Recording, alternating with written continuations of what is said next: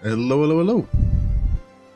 And the time it's taken me to start streaming to fog has rolled in. You can hardly see Alamigo anymore. But welcome back to Final Fantasy XIV and Sorin's journey. Just change the camera angle so there's something to actually look at. So, recently we finished off patch 5.3's main story. And kind of that was the true conclusion to Shadowbringers. And we started the Ultima Weapons questline, the Sorrow of Werlyt. And that's what we'll be continuing on today. So, I can just hop down here, can't I? Last time we got through, I feel about half of it. We had the Sapphire weapon instance and the battle against the Ruby weapon.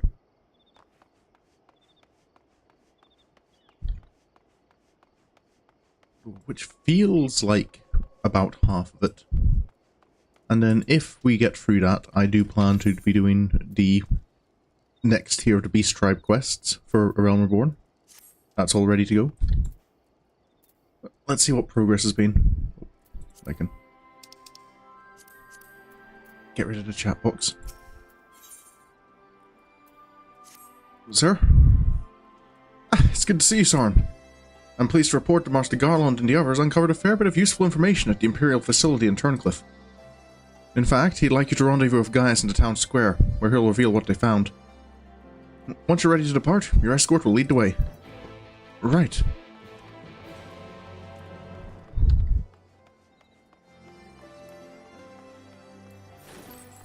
I wonder what news there's been.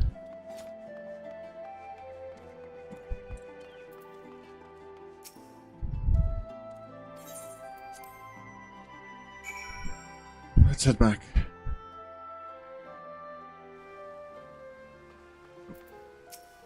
Guys?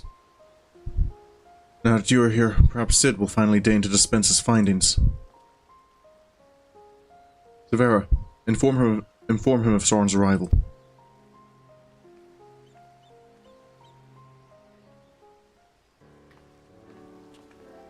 Cid? Thanks for coming. I hear you've got news. So, what have you discovered? To tell the truth, we were lucky to obtain any information at all, considering the lengths to which the Imperials went in covering their tracks. You see, the hangar below us was not just used to store the weapons, but played a critical role in their creation. We now know the code names given to 3 of the weapons: Ruby, Sapphire, and Emerald. Obviously, we are familiar with the first 2, but the third is something of an unknown quantity. At the very least, this confirms the existence of another of those abominations. Do you think there's more out there?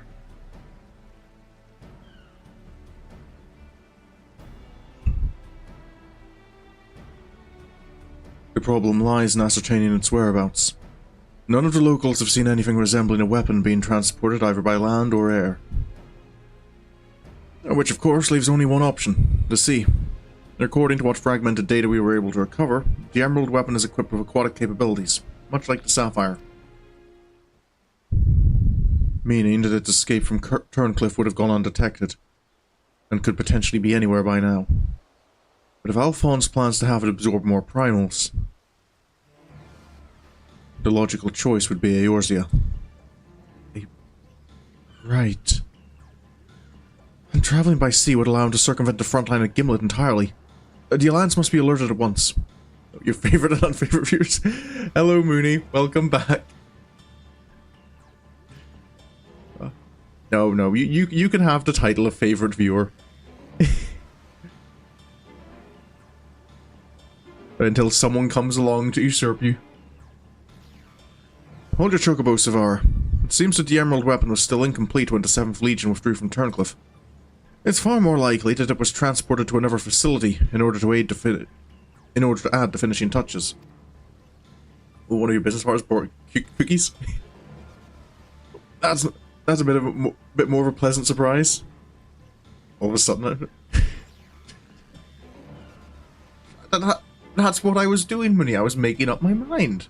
Or do you want to be the least favorite viewer? Would you prefer that?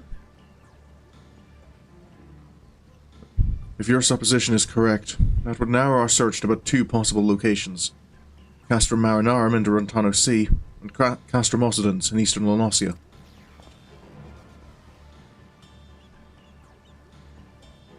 Both of which are known to harbour remnants of the 14th Legion, your former subordinates, Gaius.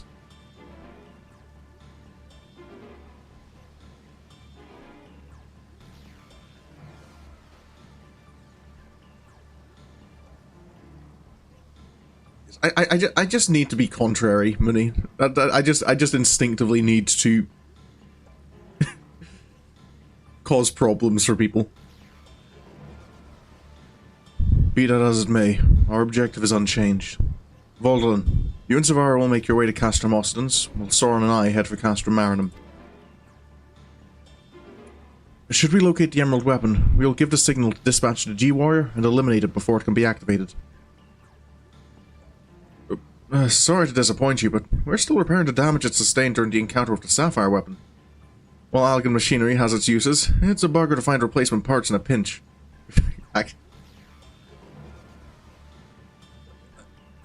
if you want to see me as a tsundere, that's on you. I'm just being me.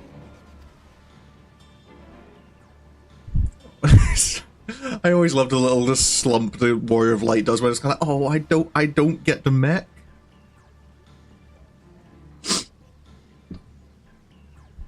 We've actually been working to expand its already impressive arsenal, but the G-Warrior itself is in no fit state for combat. While I'm aware this is a far from adequate replacement, I can provide an ironworks submersible to help Sorin and Gaius reach Castrum Marinum. I'll have one sent ahead to Vesper Bay.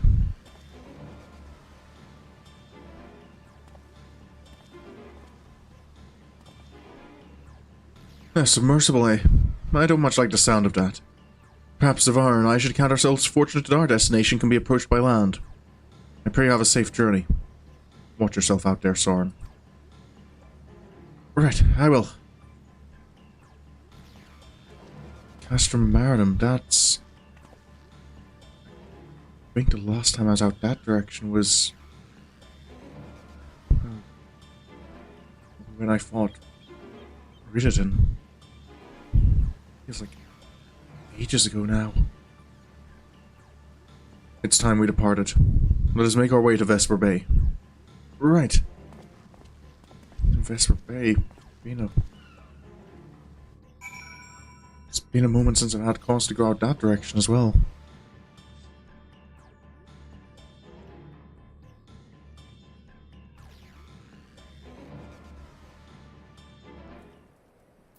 Oh, we get immediately transport. In the event of my attempt to bypass the Castrum security fails, this submersible of Cid's had best be able to withstand Imperial weaponry long enough for us to escape. As per Master Garlemald's instructions, the submersible is ready when you are. But before you depart, I've received some scraps of intelligence regarding your opponent from my colleagues in Turncliffe. Apparently, it uses some sort of levitating hand-like appendages. 6 of them, in fact. Though we're not quite sure what purpose they serve. Sounds like having eyes in the back of your head might come in handy. But that's all we know, I'm afraid. You have our thanks. After all, forewarned is forearmed. If the Emerald Weapon has indeed been transported to this Castrum, it would need to enter via the dry dock. We shall do likewise. As one might expect, there are measures in place to keep out intruders, but the security systems can be tricked into recognizing us as an Imperial vessel. That said, infiltrating the facility is merely the first step. Should the Emerald Weapon be activated, it is only a matter of time before the pilot uses Soul. We must silence the warmachina before this happens, and, failing that, grant the poor soul at its helm the mercy of a swift death. Had these wounds healed more quickly, I could have gone with you, but I fear I would only slow you down. As such, I will provide what support I can from afar. Whatever happens, the Emerald Weapon must be defeated at all costs. Right. Well...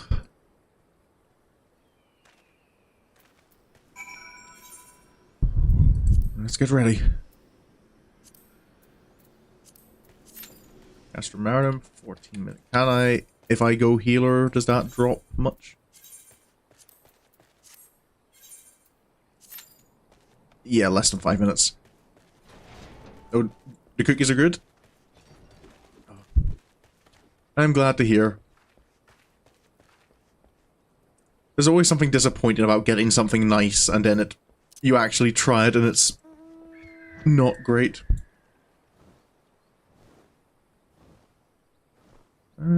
Less than 5 minutes.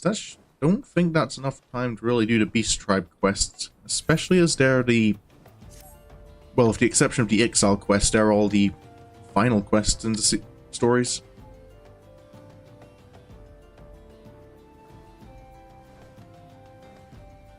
Are there any small things I can think to do?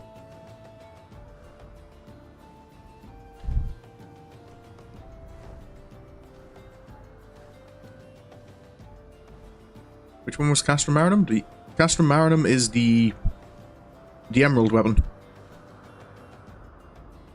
Or do you mean the... or are you talking about, like, physically which castrum is Caster Marinum?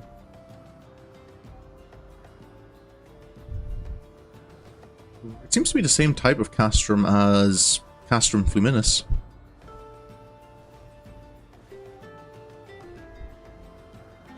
Or you're thinking an actual dungeon or something? Yeah, no. Castrum Marinum is this one that you don't do anything with in A Realm Reborn. I do wonder where a dry dock would be on it, though. It doesn't look like it has, like, any part of it submerged. Well, I suppose there's, like, some pillars down there, but they don't exactly look large enough for docking anything.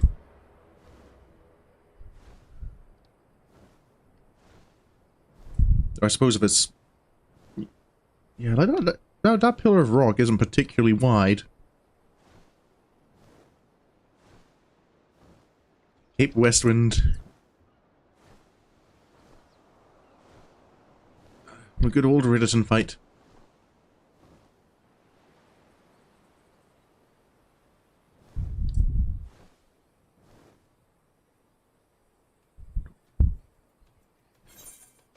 What? Are there any small quests or things I have to do?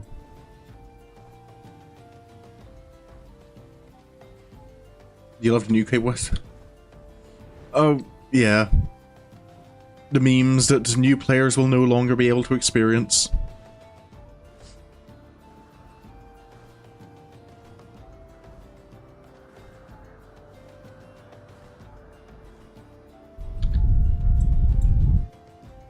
Oh, I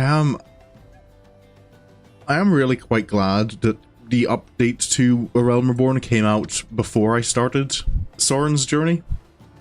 Because I really don't know how well it would have worked to do the Cape Westwind trial in an in-character playthrough.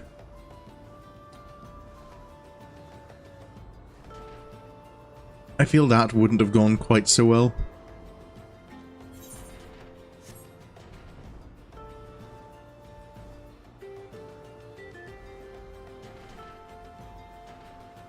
And the fogs are all in here as well.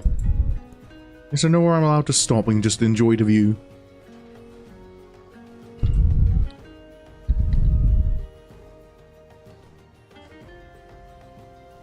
What's that? Oh, oh yeah, I haven't even done the Where the Heart Is quest to Sorin. I don't need access to the housing district. But I think Sorin could... I think he could afford a small house at this point. All you think? Yeah, quite possible. It's been a while now since Sorin's journey began. You know, that's something that's got me curious now.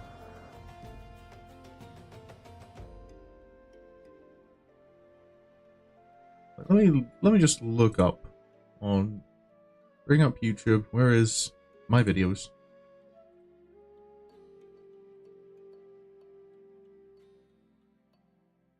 Ooh, I can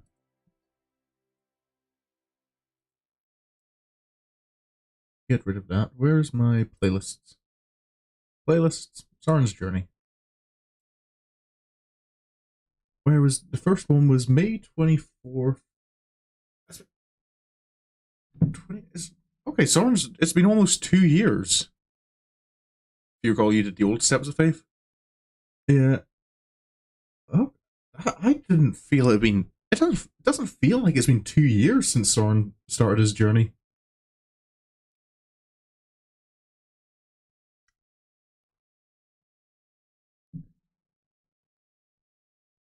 So that was. Let me check.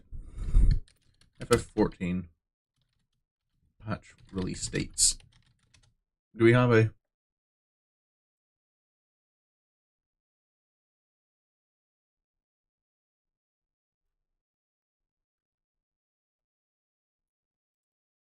So May 24th, 2022.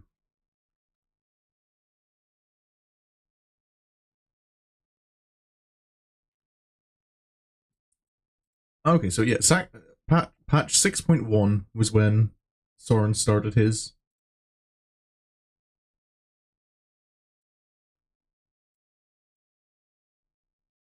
So that was just when. Where's the update on what?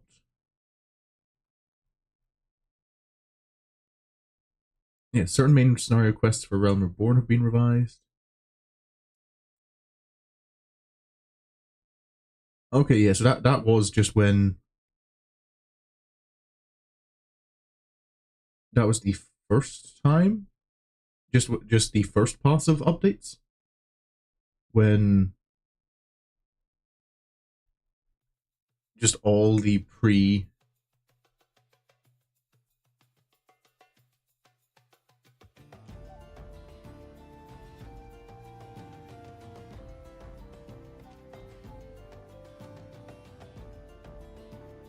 Yeah.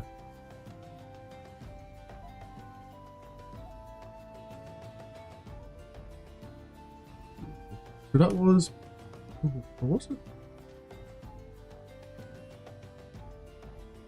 Was it patch 6? It doesn't actually say there that patch 6.1 was when they updated the Praetorium and yeah, the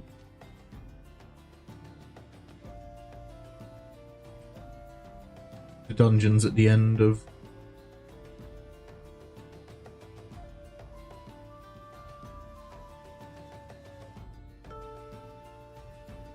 So yeah, I don't think the new Steps of Faith had been added when I started Sorin's journey, but I do think it was definitely that update was released before I got to the Steps of Faith. So that was probably 6.2 that brought the post Realm Reborn content and revised all of it.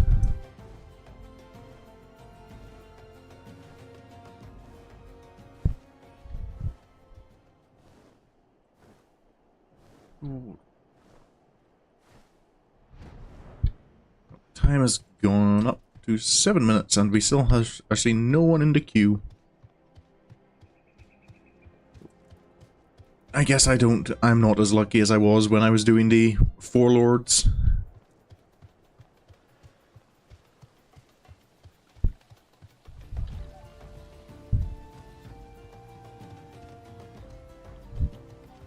Yeah, the new Steps of Faith are another one that feels like a definite improvement. You ever try it? The trial was interesting, but it didn't really feel like much.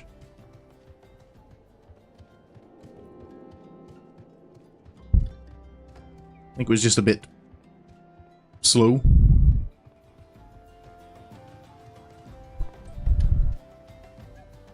I still hope at some point they go back and revise the Crystal Tower raids. can maybe do something to make them a little bit more challenging.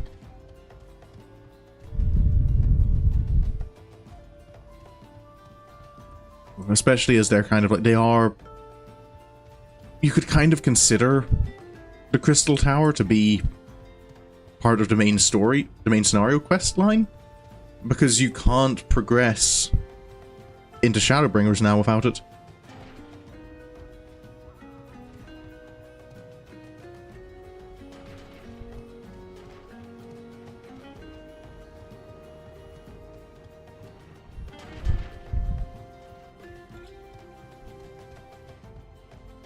How long will I be waiting, I wonder?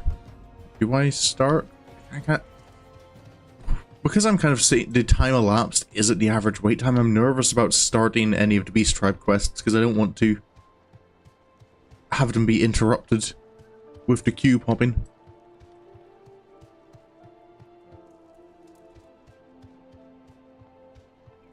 Where just... What is the ferry link from here? It goes... Oh, it just it purely crosses over to... what's... Crescent Cove? Is that the only place you transport to? Okay, that feels... Yeah, a little bit pricey, especially now that flying's in the game.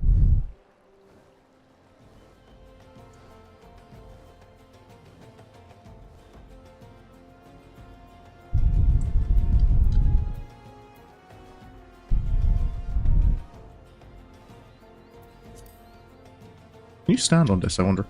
Oh, you can.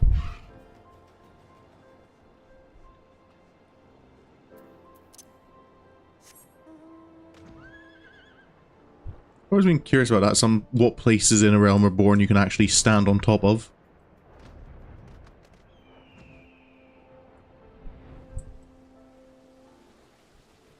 Given that flying wasn't added in until, I think it was patch 5.3. That added flying to A Realm Reborn.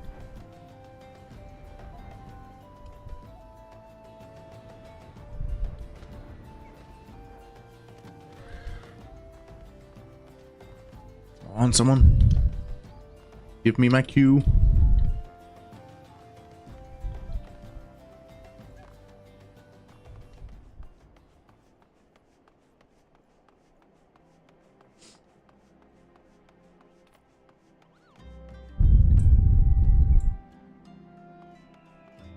Gotta love when a manager from the shipping department doesn't...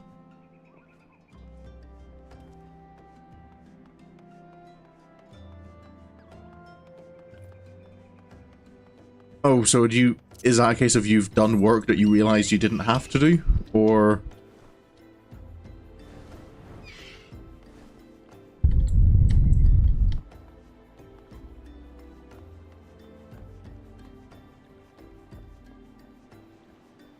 Put on the spot by a customer.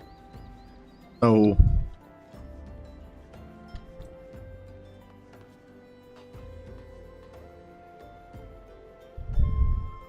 I can't see the customer anymore.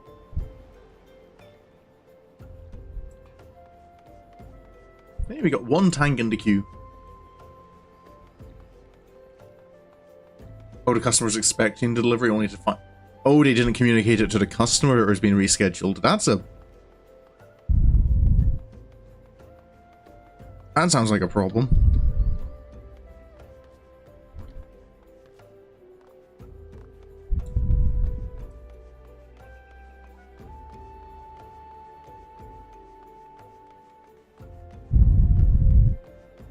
Yeah, I know it's not like work related, but I've kind of gotten used to with our mail service always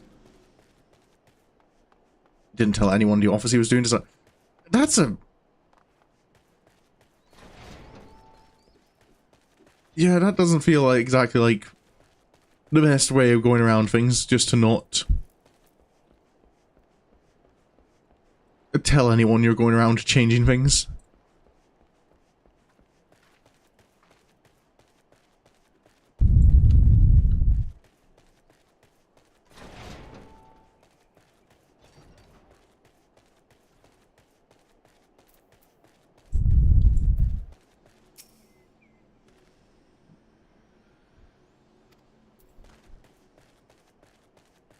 I think I would have had time to do one of the Beast Tribe quests if I'd started immediately.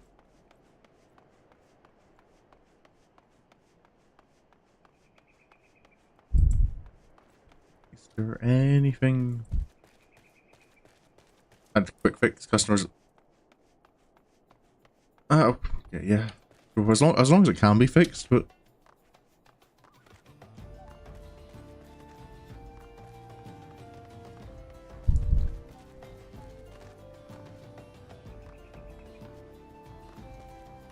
Oh, no, if you're aware you're like deliberately rescheduling something, I think it would be a bit wiser to inform people.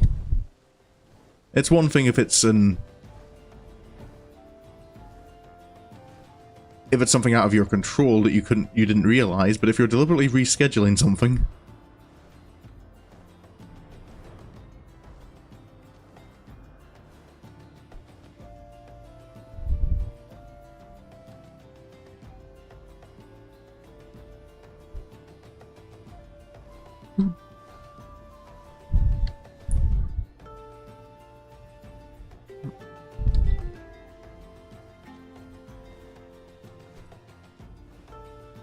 I'm genuinely at a loss for what I might be able to...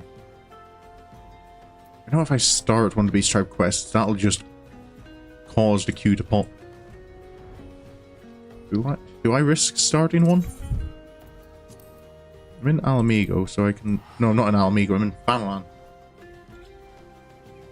Getting my geography mixed up.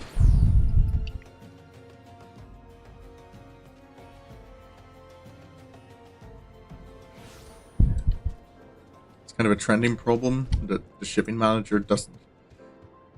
yeah, communication is pretty important.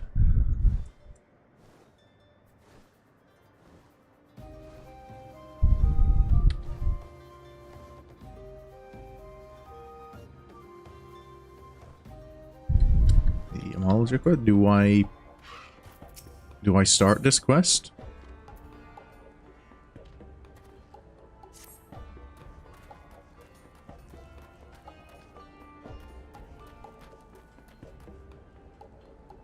Yeah, I think I can probably afford to.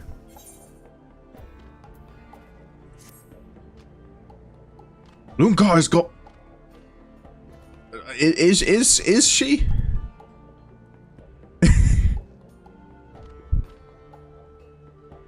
I'm sorry to say Yadovga, but I think she's kind of...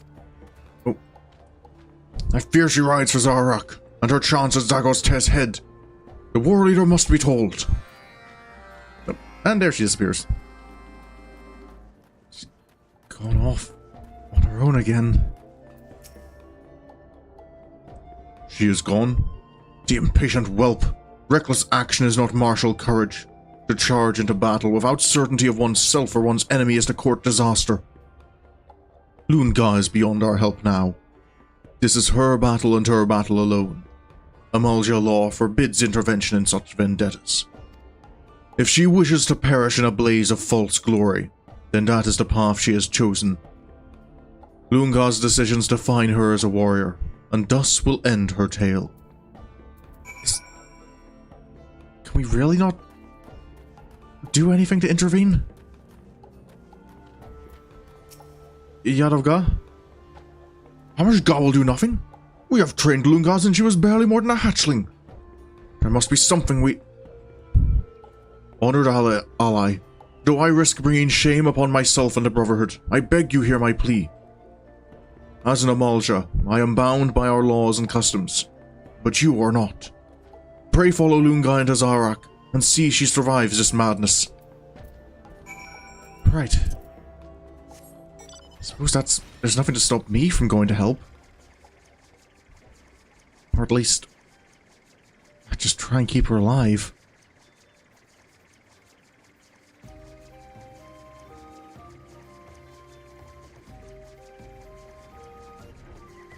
Right. Any sign of her? Is that...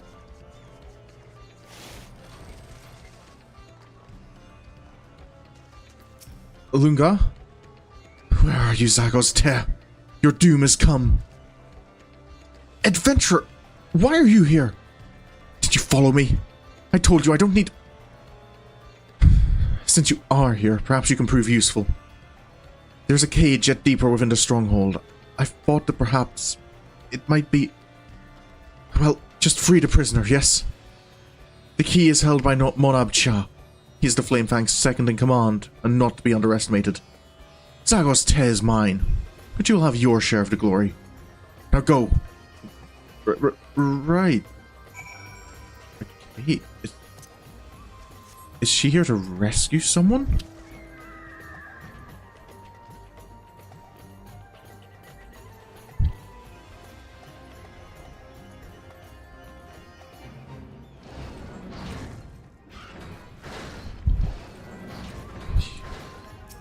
Looking for a Flamefang commander of some kind. Is that... Oh, I forgot what class I was for a moment. There we go. Now just find a cage that this key works on. Is that...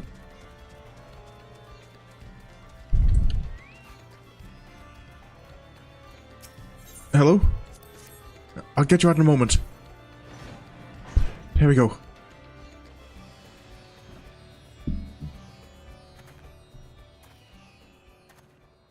Hello? Who is it? Who's there?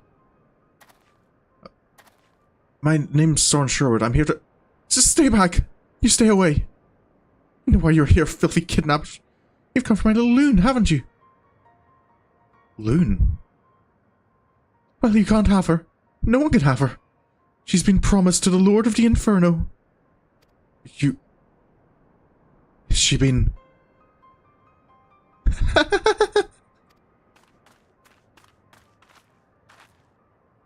Mother, you're alive? Who is that? No. No, I know you people snatchers and your dirty tricks. Now get out of here before you scare my little loon. Out! Out, I said! Lunga, she's been... Gods... No. Yeah. There is naught quite as touching as the reunion betwixt mother and child. I can scarce contain my tears of bittersweet joy.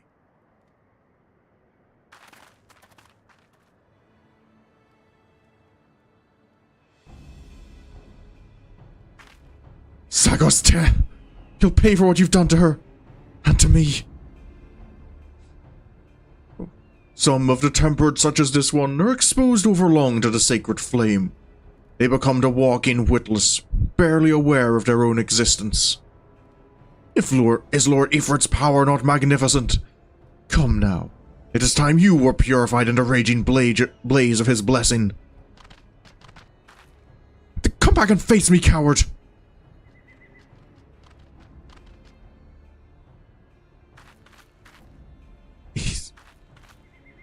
I go now to put an end to that monster's abomination once and for all. But if I am to have any chance of victory, I will need you to first destroy Ifrit's beacons. Honor and pride, adventurer. Right, I can do that.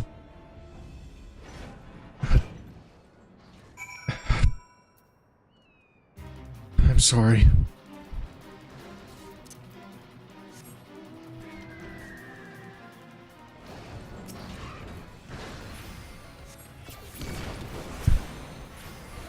Yeah, sadly, in terms of timeline, this happens after Realm Reborn.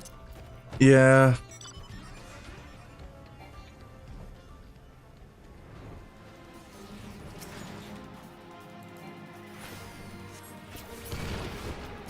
Right. Any more beacons?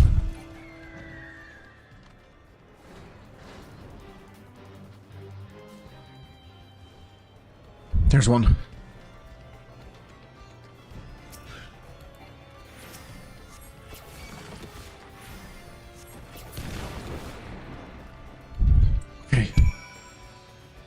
Cruise Chaser, the one yeah, oh yeah. I like my cruise chaser. Little transforming mech.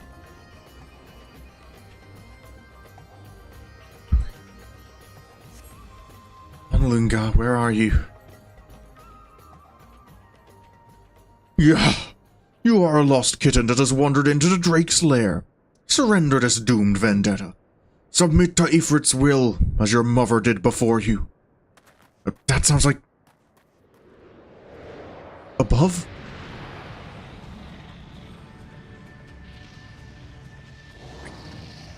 How do I get up there?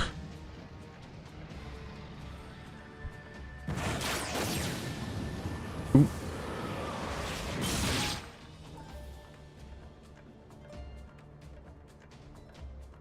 Oh, the pain! How is this possible? My spells are drawn from the searing furnace of Ifrit's might. Wrong.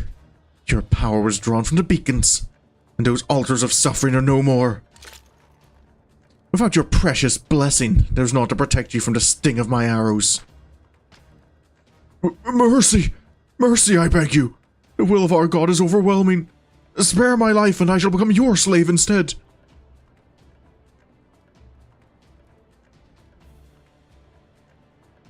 Pitiful creature. If any brings shame to the Amalja Zagoste, then it is you. Your power is broken, and my vengeance complete.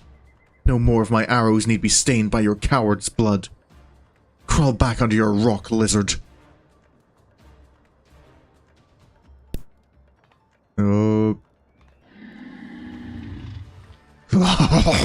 Gullible fool! Die!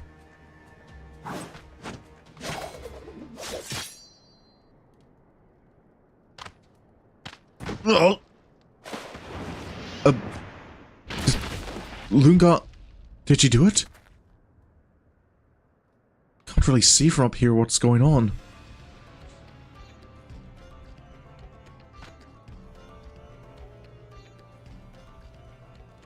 War leader.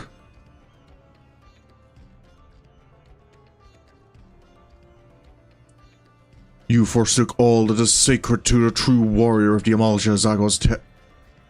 For your cowardice and cruelty, the only reward is death.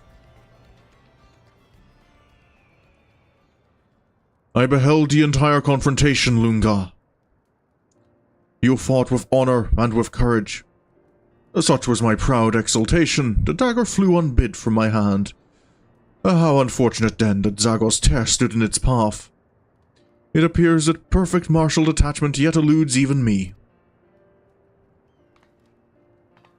I don't remember what option I picked when they captured Laurentius and you. Has to after Stormblood? I can't remember either. I think Sorin would have leaned towards sparing them. Wait, was that the option? Like, is to whether they were to be executed or spared? Were you watching, Mother? You've been avenged. So, that's what she was after all this time.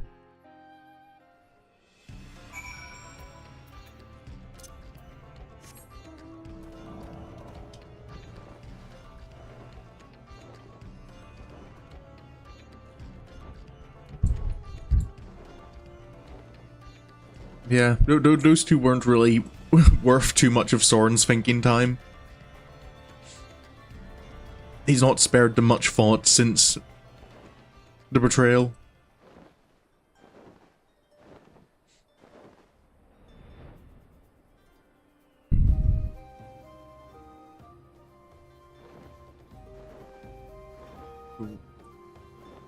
Yeah.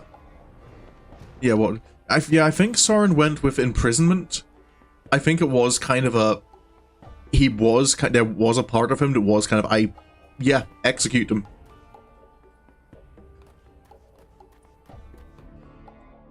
But he kind of knew it would...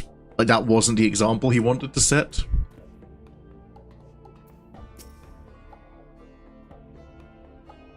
War leader?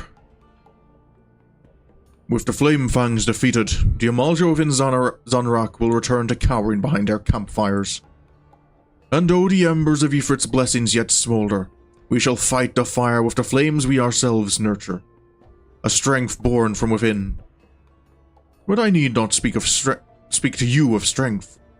For you, perhaps more than any, have neared the peak of perfection. You have earned the highest praise and deepest gratitude of my people. Yeah, I did feel that was the most in-character option for Sorin. And I have a sneaking suspicion I know which option Seri went with. Even should our races clash in blood-drenched Savory, you, honored ally, will always be welcomed by the Brotherhood of Ash. Lunga? I have seen my mother safely to Forgotten Springs. It is unheard of for Tempered to ever recover from their primal-induced madness, but it is my hope that she will at least find a measure of peace in our old home. Right. No, I do remember Alize mentioned that, or hoped that, what we were learning in the first might be able to help the Tempered here. So, maybe someday. Oh, and a word with you, adventurer. I questioned your resolve, and you have answered me as well as any Amalja warrior would. You have my respect. And my thanks. Well, this feels strange. Why are you staring? I cannot help the way I look. My brethren must think me hideous. The road calls you, honored ally. Though misfortune seeks to waylay us, let us not stray from the path of the strong. Of course. Let me know if you ever need help again. I'd be glad to. Is there... Oh, I have to report to the Hall of Flames. I forgot that. After everything, I suppose I should report this in. It might not be allies, but at least to convey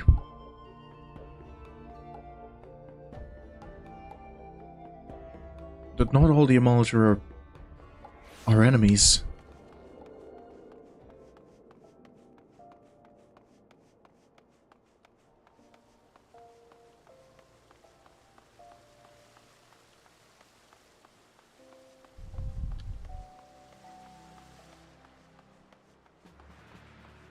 Commander Swift? Oh, Commander Giselbert submitted a detailed report, Sorin. It seems my decision to assign you this duty was the correct one. With the Amalja fanatics thus quelled, Fanlan may enjoy a measure of peace for a time. And though we are never in short supply of beastman-related problems, I believe you've earned a respite from the chaos.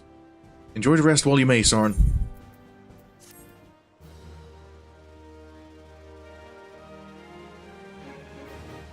Reputation up.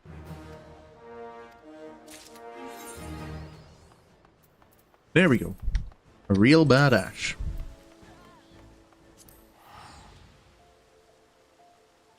So, now, can I can pick up the Battle Drake mount, can't I?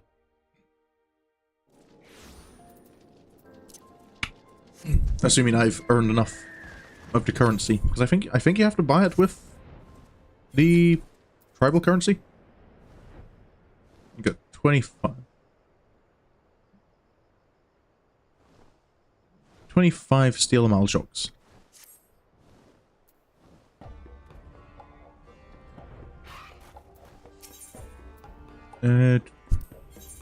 Exchange, ventures.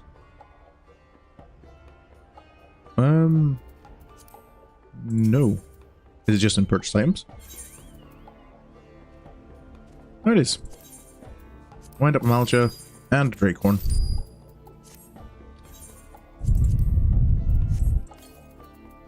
Get a new mount. A new little minion. Oh, and the queue is still going. I'm not having much luck with this trial. Well, I guess I can carry on to the next tribal quest. Sylphs.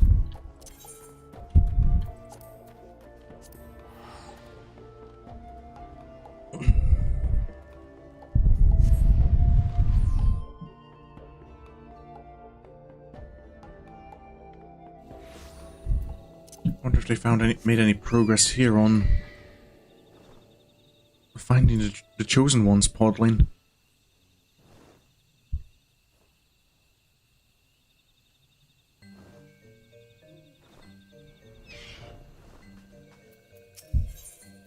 What makes you? Oh, friendly one. This one has good news and horrible, miserable, terrible news. Which does friendly one want to hear first? That queue. Yeah, the queue is not being nice to me. Especially when it started out as estimating less than 5 minutes. Oh, friendly one would hear good news?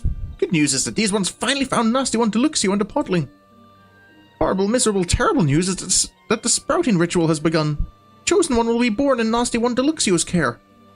Does Brave One understand what this means? These ones do not have mother and father like walking ones. When little ones sprout forth from Podling, first face of these ones that little one sees, that one becomes nurturing one to little one. If these ones do not do something, Nasty One Deluxio will become Chosen One's nurturing one. Touched ones will wield power of Lord Rama to destroy these ones' home, walking ones' nations, everyone. Elder One looks for Friendly One. Please go quickly. Right. If this ritual's begun, it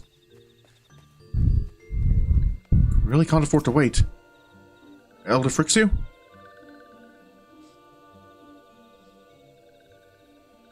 Brave One has been a friend one to these ones time and time again. This one would ask of Brave One one final favor. Brave One must steal into the heart of Touched One's lair, rescue Podling from Nasty One Deluxio, before Chosen One sees that one's face. Never have these ones needed Brave One more. Elder Frixio, this one would go too. Voice? This one has been a fool. This one's half-hearted designs on playing hero have brought only trouble and anguish to little Solace. This one would make it up to, you ones. This one does not want to end his days as a bumbling one. Bumbling one talks funny. Funny talking one should be the silent one. This one beg of you ones. This one has learned one's lesson. Please one, give this one just one more chance one.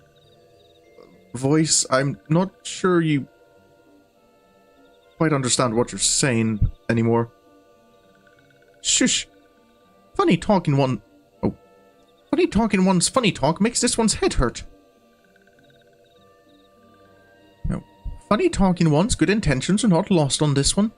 Yet well-meaning one is still bumbling one, and bumbling one would only put Brave One and oneself in danger. Listen to this one. Stay in this place, out of trouble. But this one... Voice... Oh, finally, these ones can have some peace and quiet. Listen well, Brave One. Deluxio and Touched Ones perform sprouting ritual at the seedbed, deep in the heart of the Sylphlands. The journey will not be easy, even for Brave One, but... Brave One, your loyal steed awaits! Voice?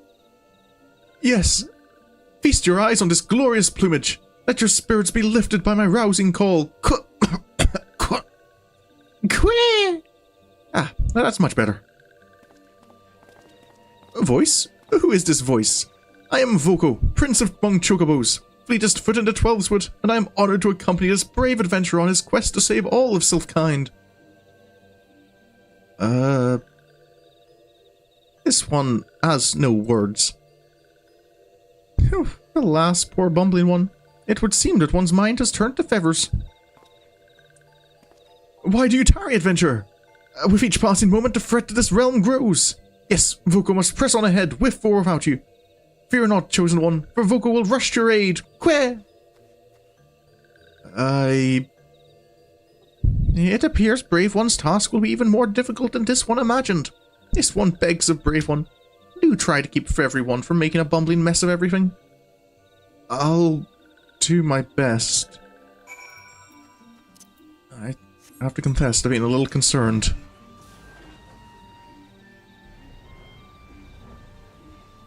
Where have you gone, voice?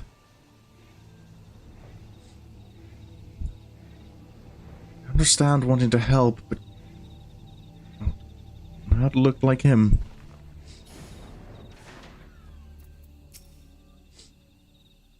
Quair! The forest is a frightening place, master. But take heart. Voco, Prince of Chocobos, fleetest foot and 12-foot shall... What was that noise? Right, just stay close to me. Eos, I might need you to help keep an eye on him.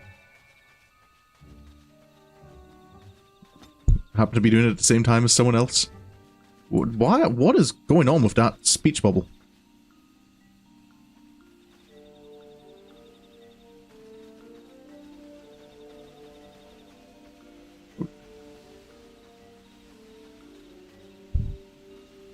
Come on.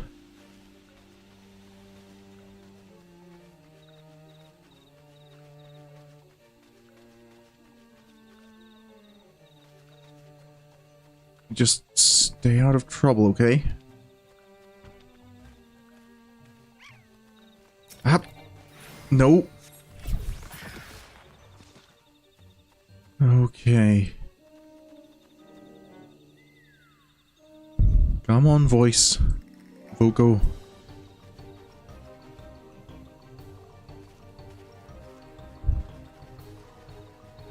Seedbeds over in the far west of the Silflands, if I remember correctly.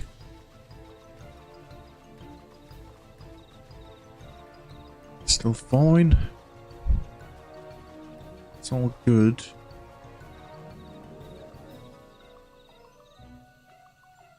Come on.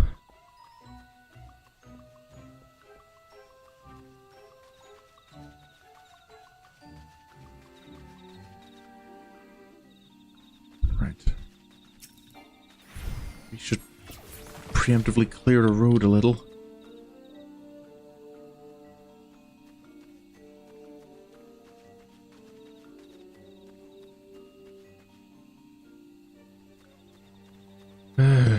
This is not quite how I'd expected this to go. It would have been so much quicker if I just could have flown here.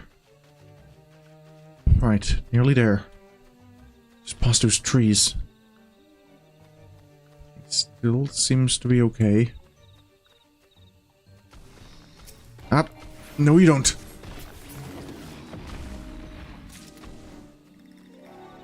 I'm on... a little further, voice, and then just stay out of sight.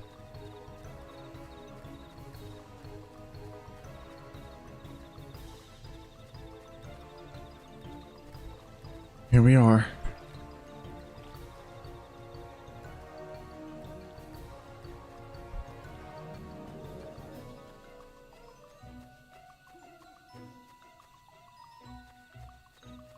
Right. This is where... Oh! No, he's right here! I have not lost sight of him. Master, look! Just look before you! Your loyal Cid has guided... Oh.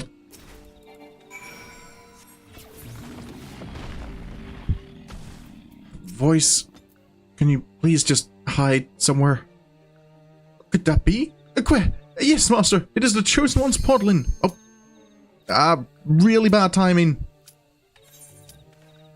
Really bad timing. Oh,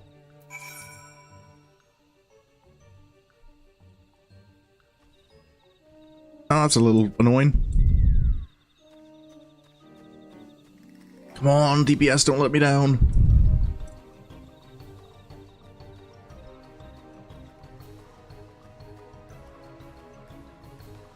Come on. There we go.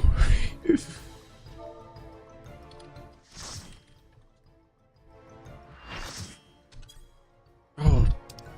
The cute, oh. Alright. Here we go. Find a weapon and... This is it. The Emerald weapon. Maybe we can take it down before it's operational. I've been expecting you, hero of Eorzea. I guess not. Look, father. This is the power we command. This isn't... Right.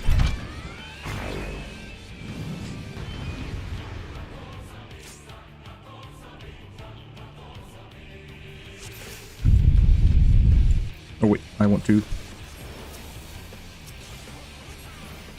I am a healer, have to remember that.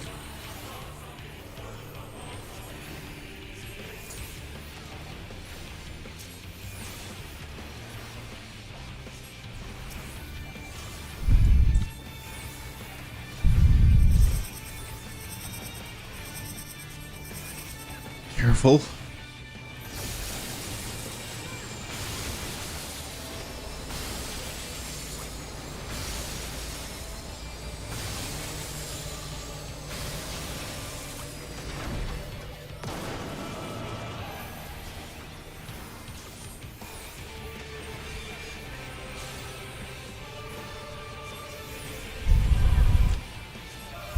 What's it doing? Mines?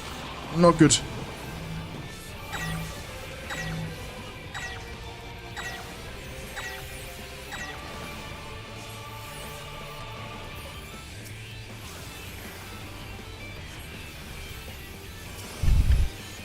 Here we go. Ow!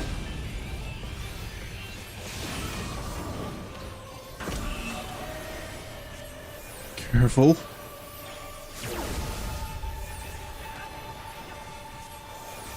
What is...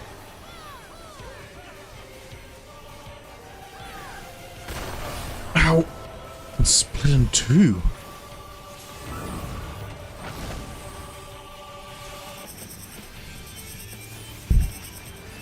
Doing this again.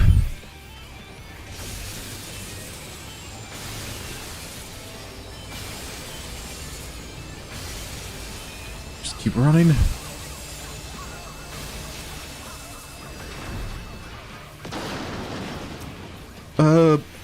That's not great.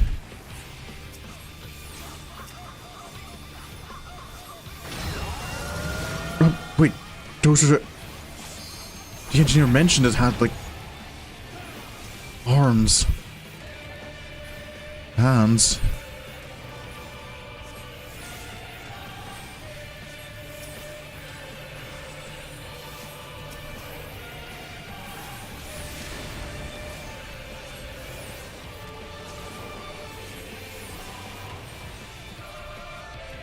Do this.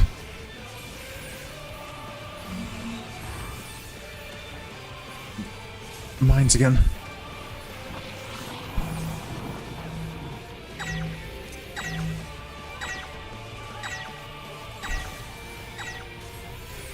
There we go.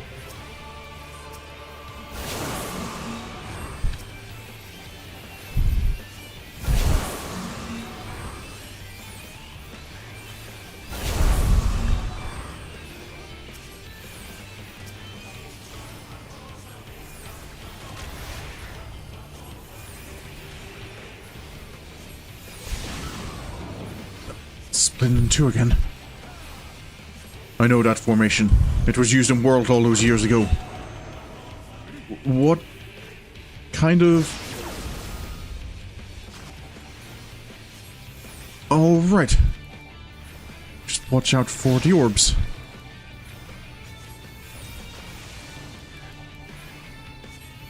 I can manage that.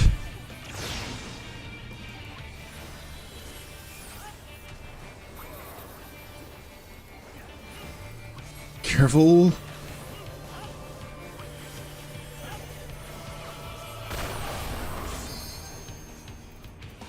That's not good.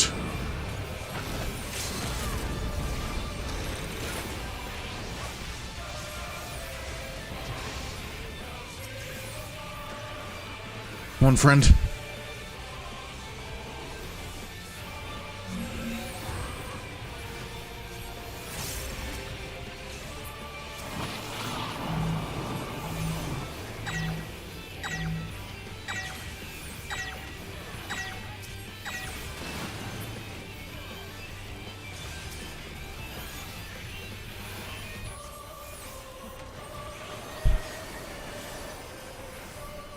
Nearly there.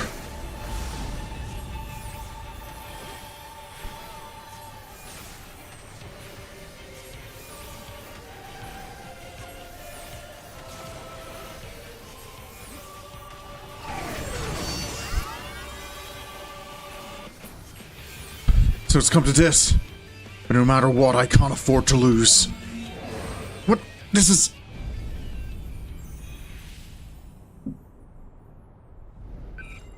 Not even you can beat the Emperor's finest. Activating Oversoul. Balezar combat data ready. Initiate an organic core override. Balezar? Ali, Alphonse. This is goodbye. Rex, what have you done?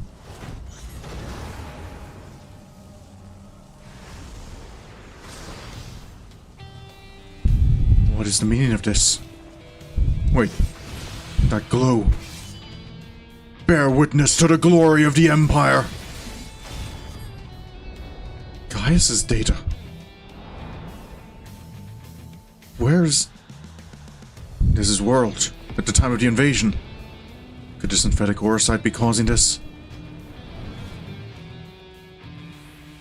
What is...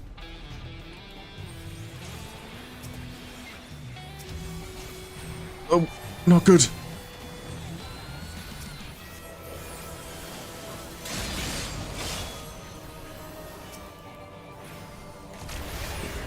There's one of my favorite music tracks in this game. Ooh.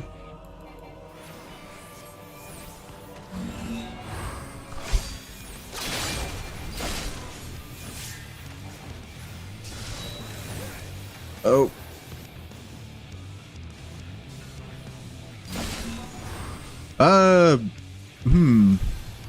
This feels bad. Ow. Can I heal? Oh, I'm pressing shift, not control. That would be a problem. Ah, careful.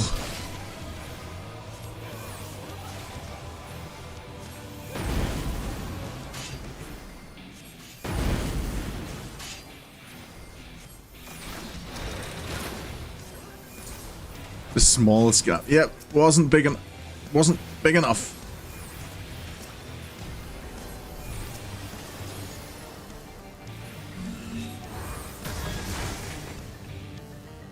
That's...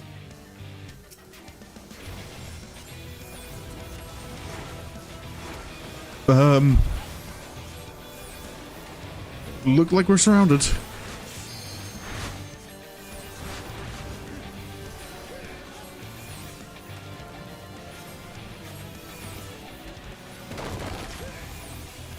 Careful.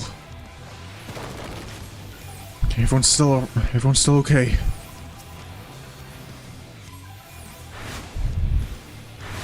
Here we go again.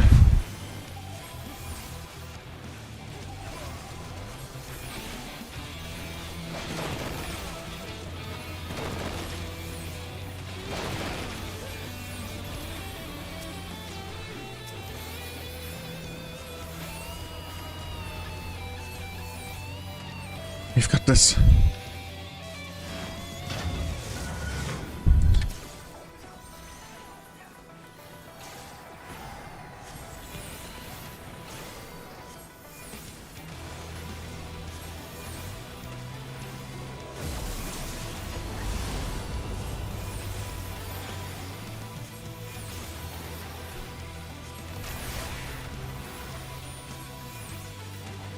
Tertius Terminus Est.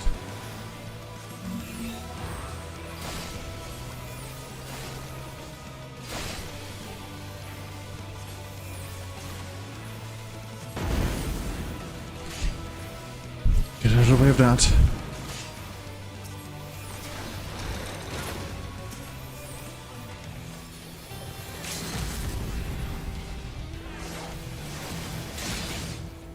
Did we... Is that it?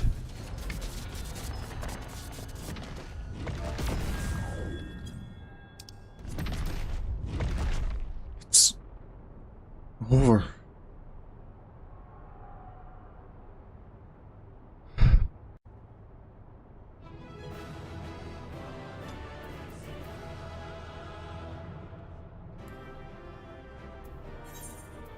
Oh.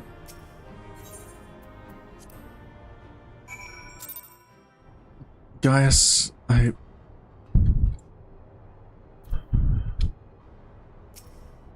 sorry I couldn't make it in time. And so it ends. But why would Rex throw away his life for this?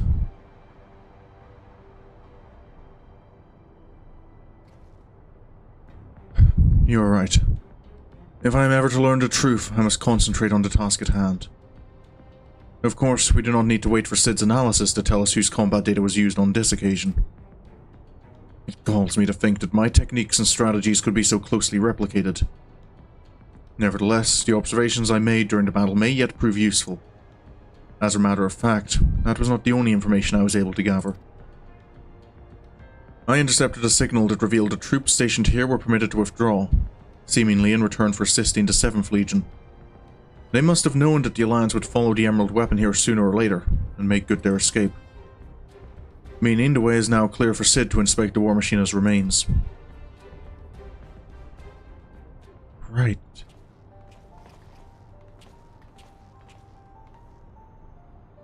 We got here as soon as we could. Not that we could have done anything to prevent this tragedy.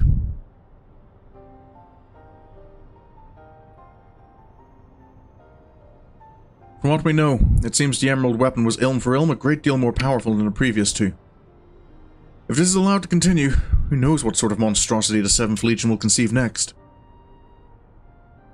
Nevertheless, Sorin has once again proven himself capable of overcoming the worst the Empire has at its disposal.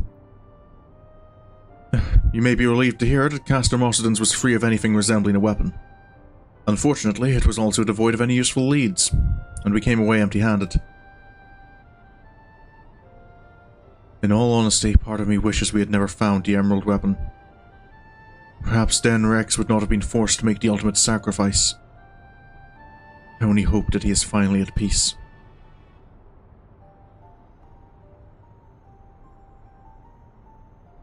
We'll do what we can to spare others from sharing his fate. I and the Ironworks will search this place from top to bottom for clues as to the 7th Legion's plan. Before that, allow me to sweep the area for booby traps and the like. I would not put it past the Imperials to have left a few surprises for us. Agreed. I'll go with you.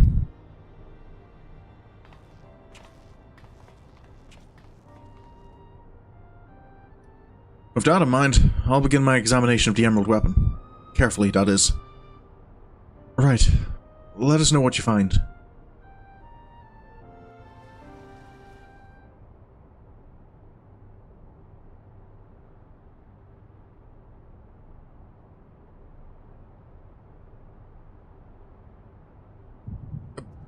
This is...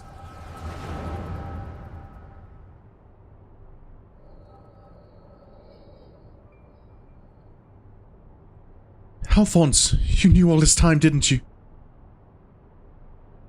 Melisandre and Rickon too. Everyone except me.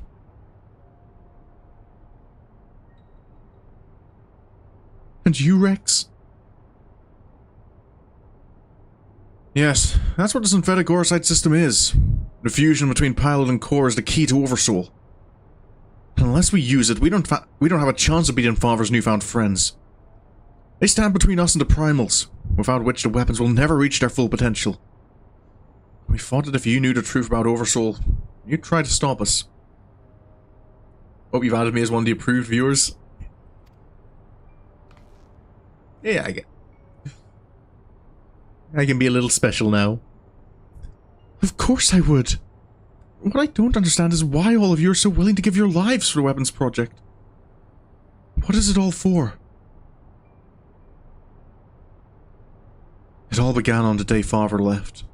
Without his guidance, his protection, the Garleans lost any respect they once had for us. But their cruelty pales in comparison to Valen's. To him, conscripts like us are expendable commodities. An endless supply of test subjects for his twisted experiments. But no matter what they do to us, we will never lose hope. It is the duty of the strong to lead the weak. We will become strong and protect those who cannot protect themselves. The weapon project will give us the strength we need. We will create a world where people like us can live without fear of persecution, We want you to see this new world for yourself, Ali. Even if we must give our lives to make it a reality. But why me? Years spent serving the Empire have changed us all. Except you, Ali. Even after everything you've seen, you're still the caring, innocent girl we grew up with. More than any of us, you deserve a chance at happiness. That's what we all agreed. Ali, listen to me. Right now, the soldiers assigned to watch over us have been called away to the capital. Now is our chance to get you out of here. Then why don't you come with me? If Alphonse and I were to run away now, they'd only force others to take our place. We can't let that happen. This is our way of upholding the ideals Father instilled in us. Our lives are a small price to pay for world's freedom.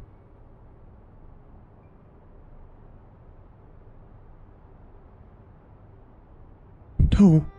How can you expect me to leave you behind? I won't do it.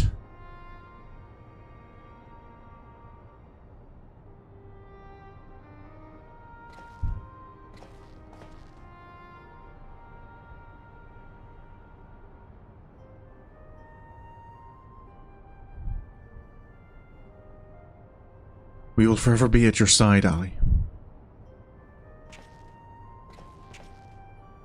Rex, take her to the holding cells.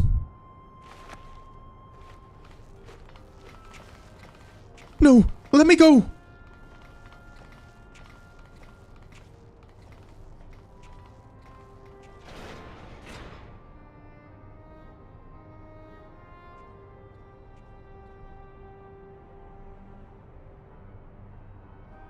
So, win or lose, the plan is to hand the castrum over to Father, is that right? Yes. They'll take Ali into their custody before the Garleans return. While you will be free to pilot the Emerald weapon without her interfering. We can't let her hinder the completion of the weapon project. I'm counting on you, Alphonse. Don't let our sacrifices be in vain. Rex, have you forgotten what I told you? You mustn't use Oversoul. I can't lose you too. We both know I can't win without it. Besides, we need the combat data of the Emerald weapon fighting at its peak if we're to have any chance of perfecting the synthetic Orosite system. You know I'm not the sort to do things by halves. Forgive me, Rex. Don't you worry about me. If this is where I meet my end, I'll do it with a smile on my face. The rest is up to you, Alphonse.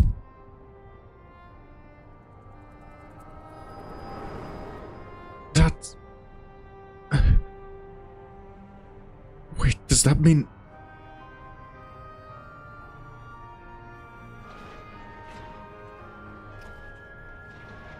She was here. This is the girl you spoke of, yes? She was locked in a cell, but I saw no harm in letting her out. I can't say for certain, but it seems she's been through quite an ordeal. That's... I'm sorry. No. Why, Rex? Why?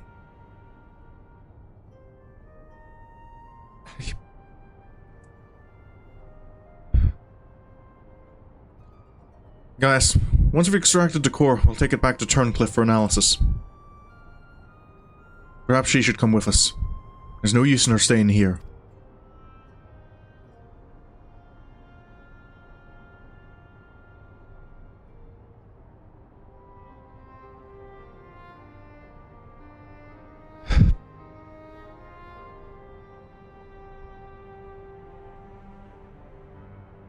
Didn't have a choice.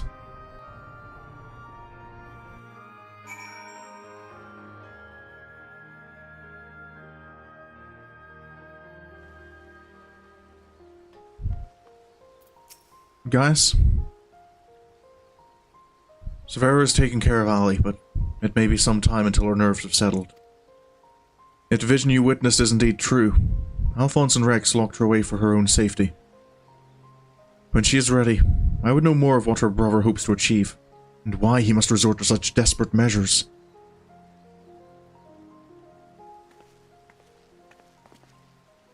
Ali's condition has improved somewhat, but she remains in a state of shock. We must give her more time to recover.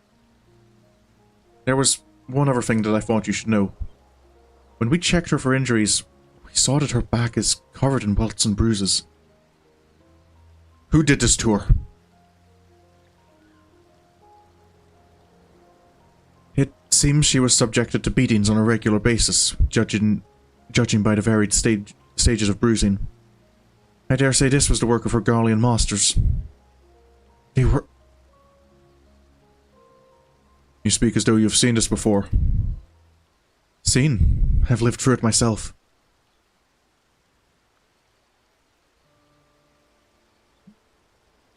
I was born in Werlyt.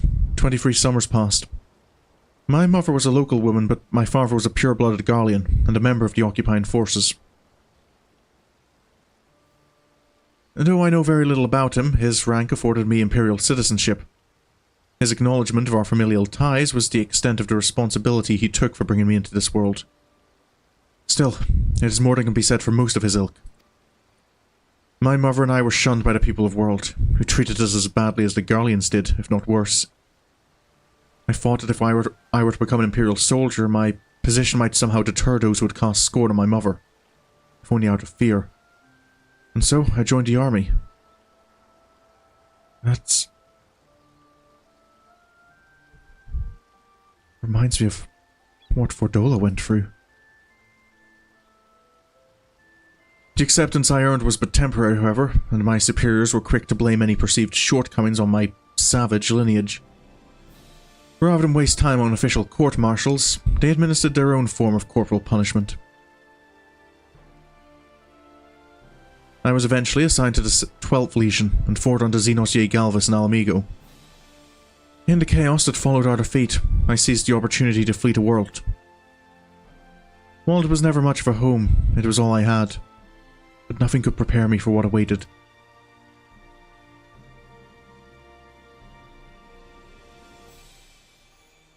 My mother had for many years suffered from poor health and relied on medicine to keep her alive. In my absence, the Garleans had denied her treatment, claiming that it would be wasted on savages. By the time I could return to her side, there was naught I could do. There was nothing left for me in Werlyt. I would be punished for desertion if the Imperials discovered the reason for my return, and I was never accepted by my so-called countrymen to begin with.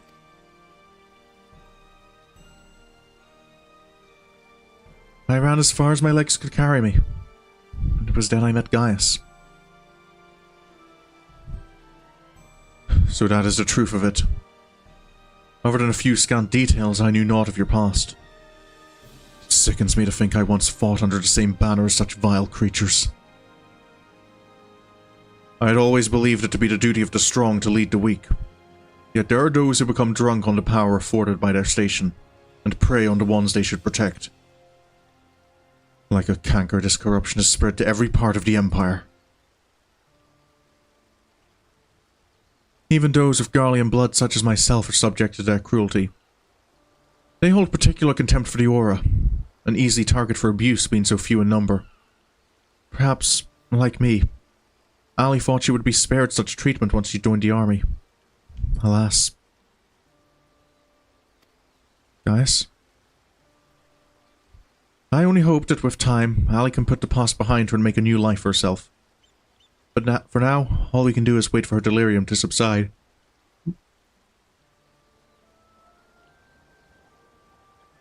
Excuse me? It's Valdolin's turn to keep watch. Let us ask him if there's been any change. Right.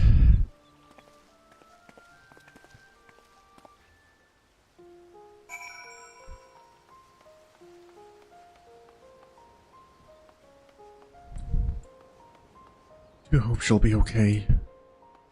That if we can save Alphonse as well. He may be an enemy, but he seems to be a good man. Rex's death is on my hands, not yours. Would that this confrontation had been averted, but alas, it was not to be. Though you've overcome the Emerald weapon, it's hardly cause for celebration. Another young life cut short. I suppose you're here to ask about Ali. Is she well enough to speak with us? As her condition has improved somewhat, I would say so. Provided you do not cause her any undue distress. Wait here. Should I... Is it maybe best if I leave?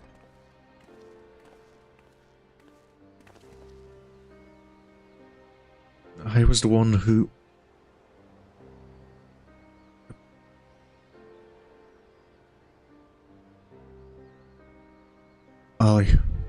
I am sorry.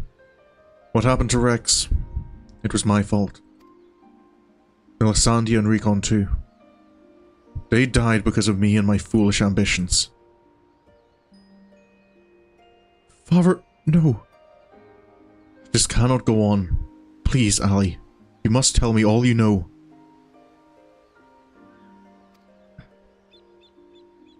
Of course. First, I need to know what became of you and your siblings after we were parted. So much has happened, it seems like a lifetime ago. After your disappearance, we were all assigned to the newly reformed 7th Legion.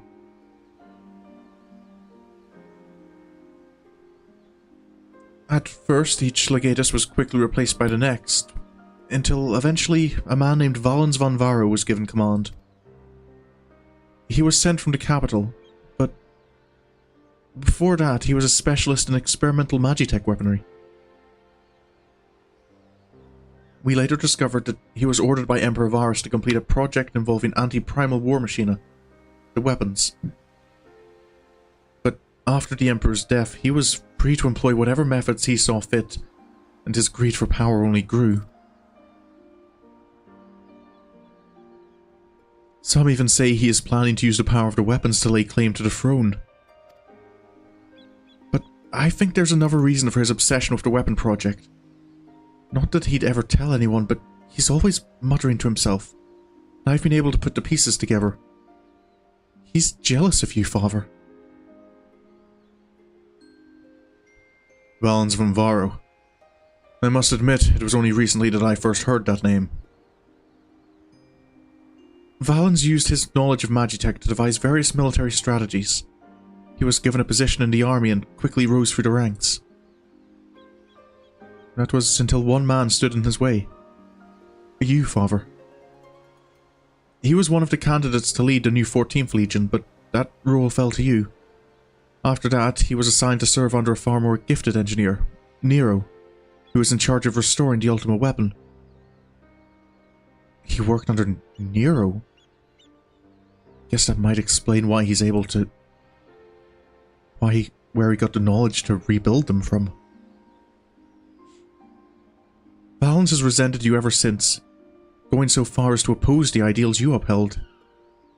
Where you treated those who served the Empire based on merit rather than that of their race or origin. Valens is adamant that pure-blooded Garleans are superior to all others. It never ceases to amaze me how far some will go in the name of revenge. All that hatred festering away. Nothing good could ever come of it.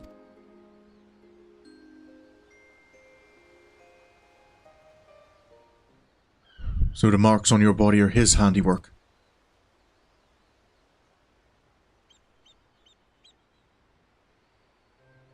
Yes. To Valens and his men, we are no more than fodder for his experiments. Playthings on which they can vent their frustrations. Every day is filled with nothing but pain. If I had remained in Garlemald, you would never have been forced to endure this abuse. It's not your fault, Father. We could have fled from Valens if we wanted to. After all, we're expendable and easily replaced. The truth is, that's exactly why we couldn't run.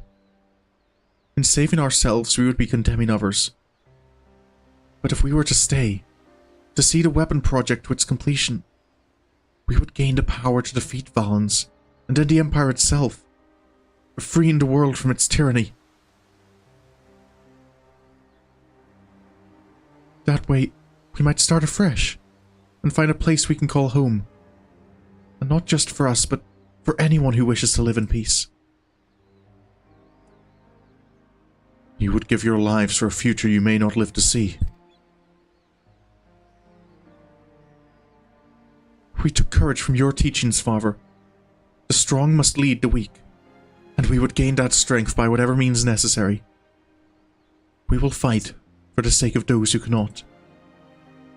But we knew that you'd never consent to our participation in the weapon project, which is why we couldn't turn to you for help.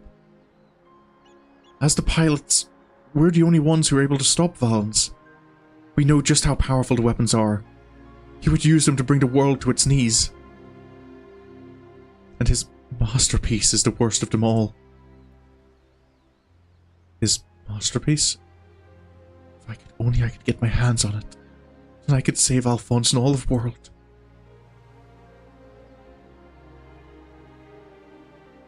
Father, I know you and Alphonse stand on opposing sides of this conflict, but there must be some way you can help him. He may have called you our enemy before, but he never meant it. He still loves you, Father. You are everything he aspires to be. I failed him. Failed you all.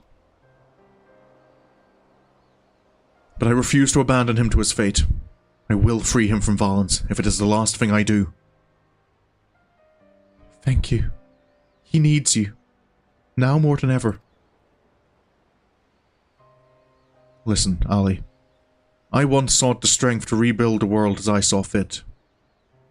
But the Ultima Weapon was born not to create, but to destroy. Alphonse must not follow in my footsteps. I know all too well where they lead. I will do all I can to help your brother. Pray, tell me where he is.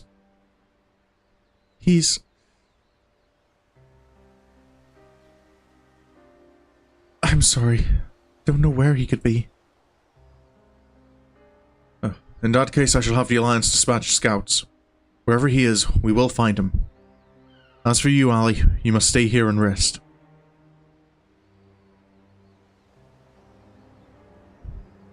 Wait, you were the one who fought Rex, Recon, and Melisandre, aren't you? Yes. I'm sorry. We're the ones who threatened your homeland. You only did what you had to do. I have no right to ask this of you, but lend my father your strength. Save Alphonse. I promise. I know now why they call you hero. Alphonse, I'll do what I must to free you, even if it means going against father's wishes. But I have a good feeling about his new friend.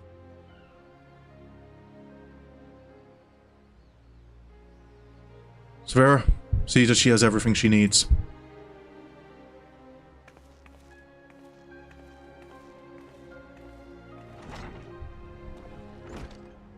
Our allies must be informed of these troubling events. May I ask you to relay this news to the troops in Garabania? Of course. I'll leave things here to you. Your loving father act may fool the others, Gaius, but not me. For every life you've saved, you've ended 1,000 more. Or is this your idea of redemption? Call it what you will. For all my transgressions, I believe I still have a part to play.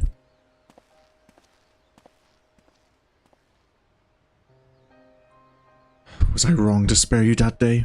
Or will you honor your word? Seems the time has come for the Black Wolf to show his true colors.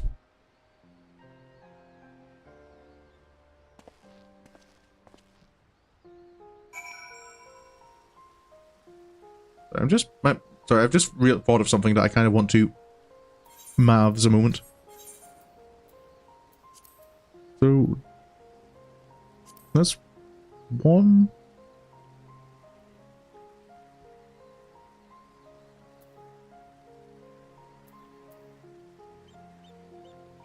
There's one there.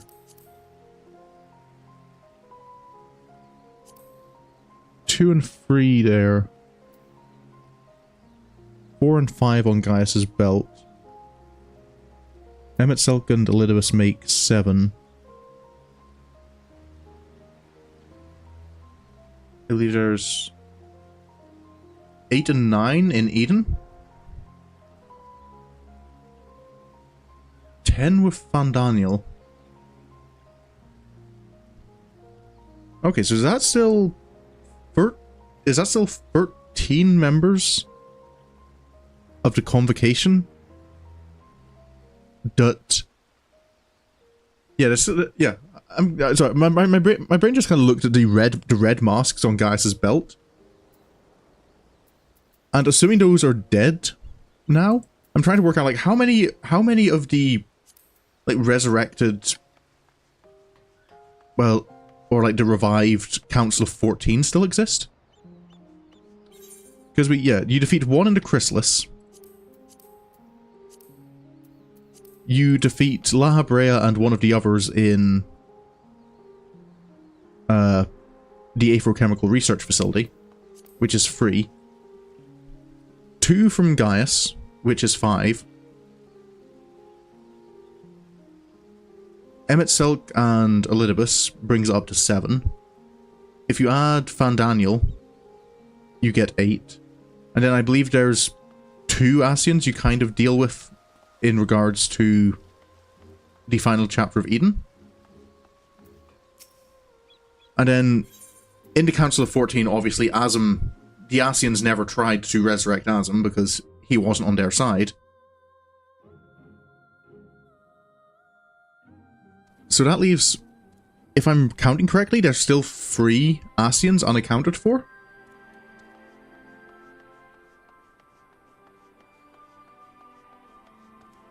I don't know, my brain just suddenly got distracted by that train of thought.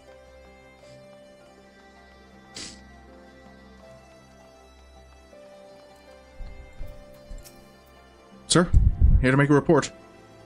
We recently received word of your victory over the Emerald Weapon. I expect it was another fine display on your part. Not that any of us would dare to see it. Not sure if this math is math. Is it? Is my math not mathing?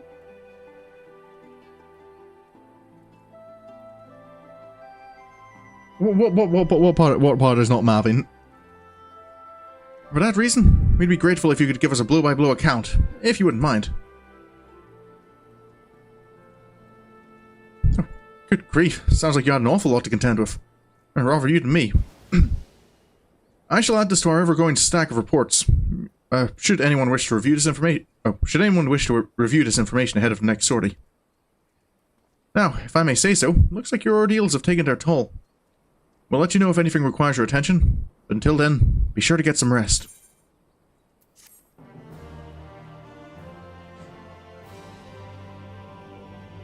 Is there a cutscene? There is indeed.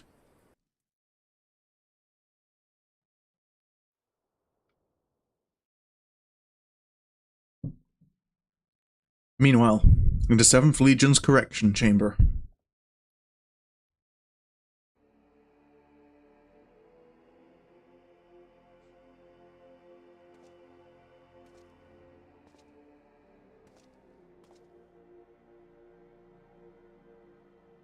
Free weapons, free pitiful displays of ineptitude. To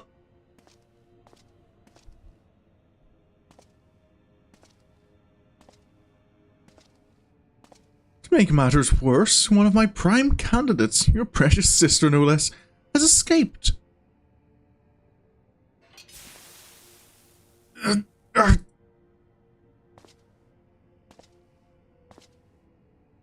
And who should she go crawling to but that swine Gaius?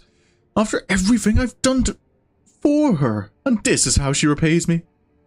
As her older brother, it's your responsibility to instill some discipline in her, and you failed miserably.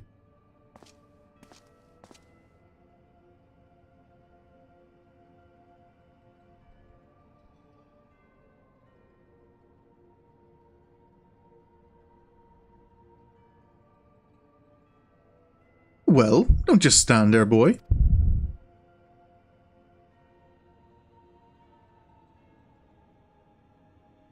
Oh, of course, it's your first time, isn't it? Oh, come along, there's no need to be shy.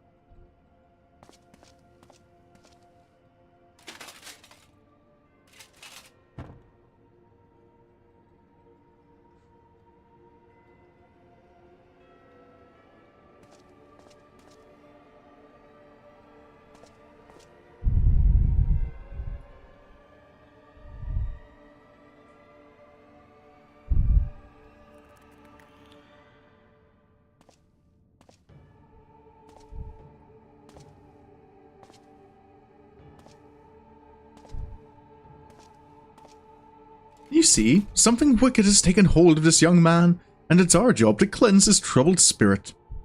It may look painful, but it's the only way, I assure you. He'll be ever so grateful, and you want him to get better, don't you?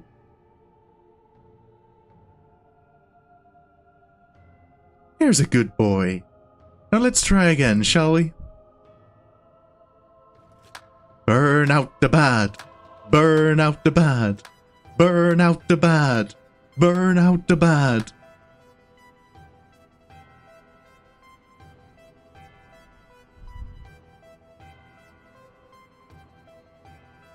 Burn out the bad. Burn out the bad. Burn out the bad. Burn out the bad. Burn out the bad. Burn out the bad. Burn out the bad. Burn out the bad. Who's a good... Don't bring that up at this point, Mooney.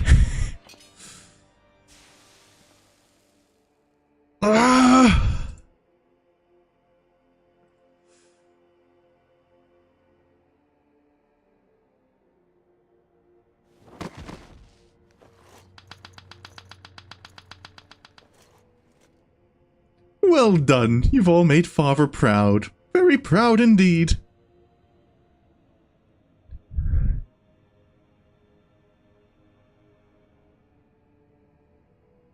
As for you, I thought you were cut above the rest of the savages, but it appears I was mistaken. And since you allowed that wretched sister of yours to escape, it falls to you to act as her replacement. I choose you as the next pilot, and your mission is simple. Kill Gaius van Baelzar, whatever it takes. And if you so much as entertain the idea of betraying me again, I'll exterminate every last one of your kind.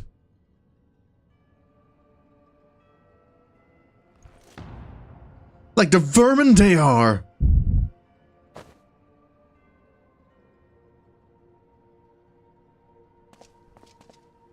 Having said that, we'll be forcibly initiating Oversoul using Xenos' combat data.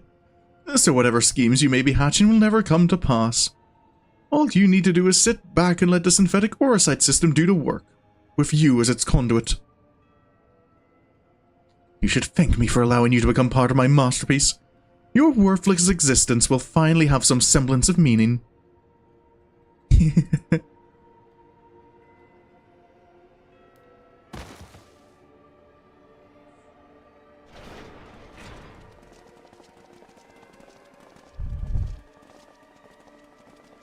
Lord Valens, preparations for the Oversoul trial are complete. We await your orders.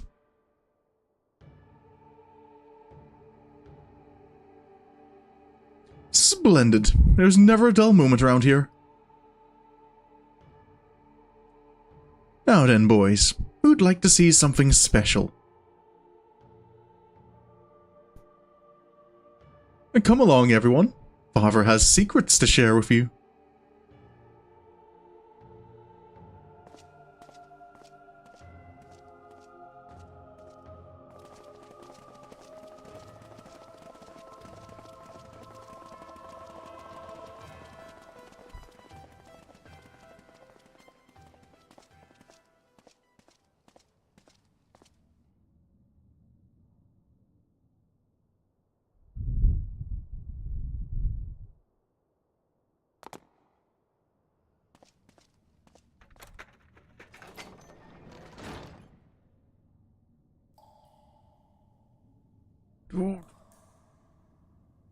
Oh, they really do a good job at not making you like Valens.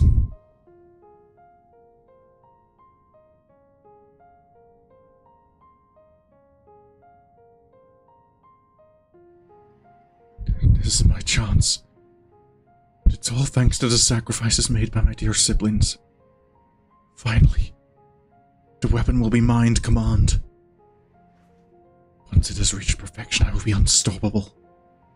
First Valens, then the Empire itself will fall, and we will be free at last. Father, keep Ali safe.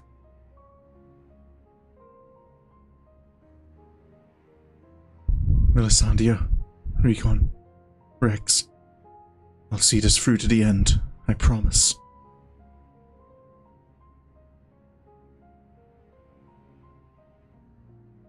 Until then, watch over me.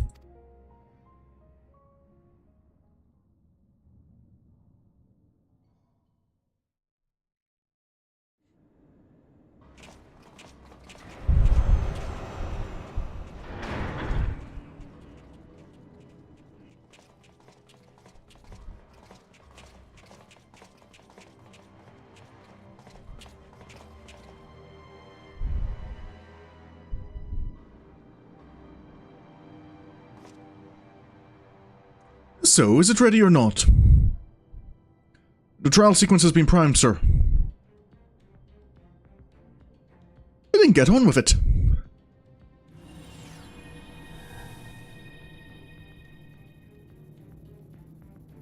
Initiating synthetic orosite system. Loading diamond weapon simulation.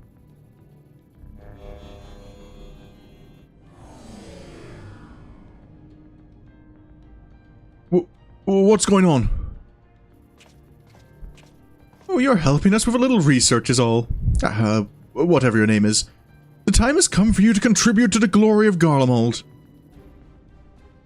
This isn't what we agreed on. You said that if I took my part in the experiment, you'd let my family go.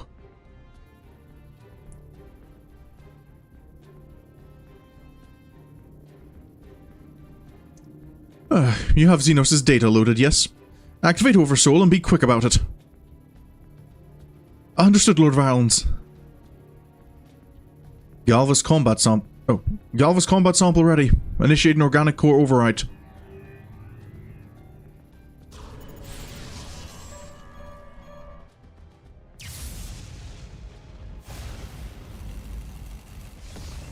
Ah!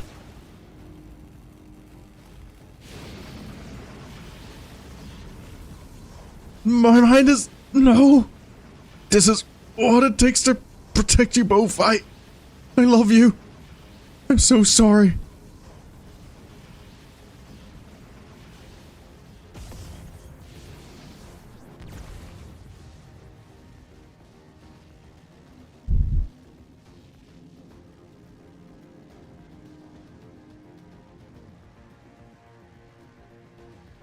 Where is my prey?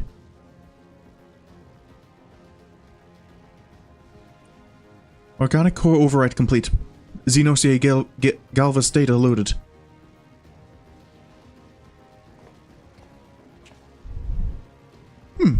The subject is instinctively bound to seek out prey right from the outset.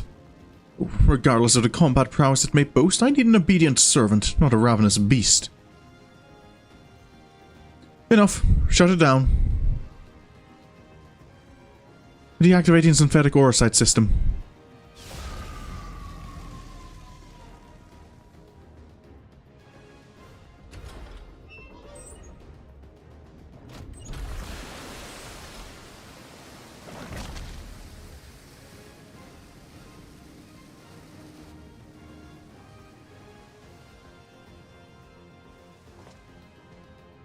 Oh, how revolting. And what a mess it makes of the cockpit. Adjust the settings and prepare for another run. Unfortunately, we have the next test subject ready and waiting. Yep. But sir, you agreed to release his family in exchange for his cooperation.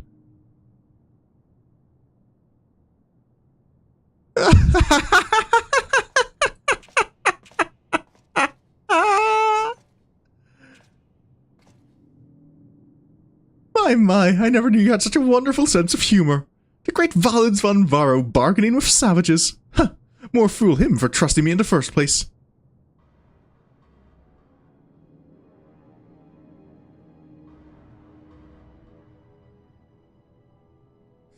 Yep. Normal people can't handle Xenos in their head.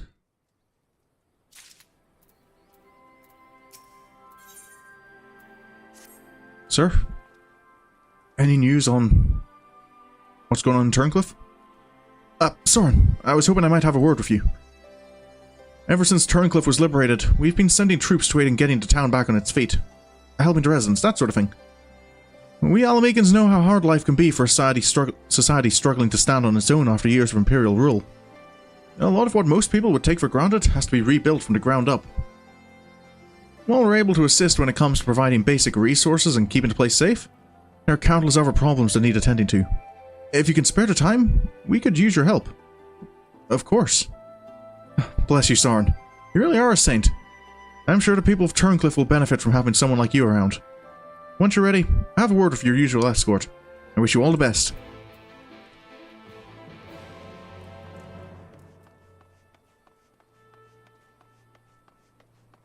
It would be nice to be able to help out a little. I've been fighting the weapons, but it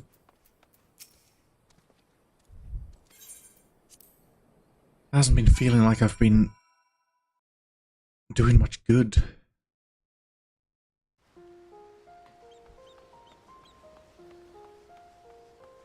Guys, the majority of the 7th Legion are sure to be stationed in the city of Werlyt, the heart of this occupied territory. Whether Alphonse is there with them remains to be seen. According to Ali, another weapon lies in wait, but where we do not know. It stands to reason, however, that if we were to find it, Alphonse would surely not be far away. Right. There can only be so many places they can hide a weapon like that, right? Hello there. You're the one who piloted that warmachina and defeated the Sapphire weapon, aren't you? I am. I thought so. I've heard so much about you, but I doubt you know who I am. My name is Avelina, and I grew up here. When I saw 16, I was put to work as a Magitech engineer. Thanks to you and yours, we are now rid of the Imperials. Though I fear many of us will struggle to put the past behind us. For decades we suffered at their hands. Generations of young people were forced into the army and sent off to die in some distant land. I suppose I could be considered one of the lucky few. My work here kept me away from the battlefield, and I hoped that my contributions might help the others live long enough to make their way home. In the end, most of them never returned. Though my efforts were in vain, I can at least honor their memory. I want to leave something behind for their sake, to prove they haven't been forgotten. A monument bearing their names. To ensure that not a single person is omitted, I'd need to see the official list of conscripts, if one still exists. It would be inside the Imperial facility beneath the town, but with the resistant troops and ironworks engineers closing the place off, I can't get near it. Perhaps you might have a word with them for me. I'll leave as soon as I find the list. I think I can do that. Thank you. I'll follow your lead.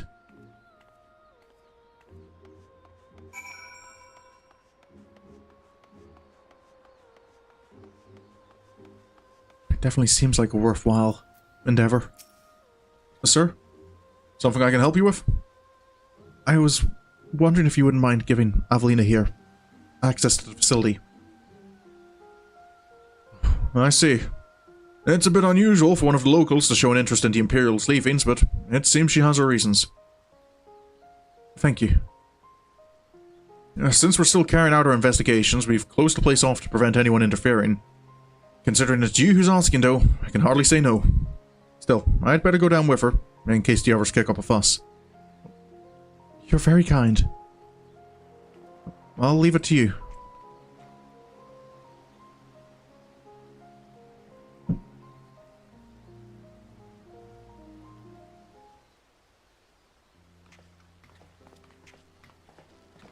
Could you find what you were looking for? I'm sorry for any trouble I've caused. You have my thanks. Oh, think nothing of it. I was glad to help. As I'd suspected, the Imperials kept detailed records of the local conscripts. One name in particular stood out to me. My friend, Melisandre. I had no idea she'd been assigned to the 7th Legion of all places. You were... her... friend.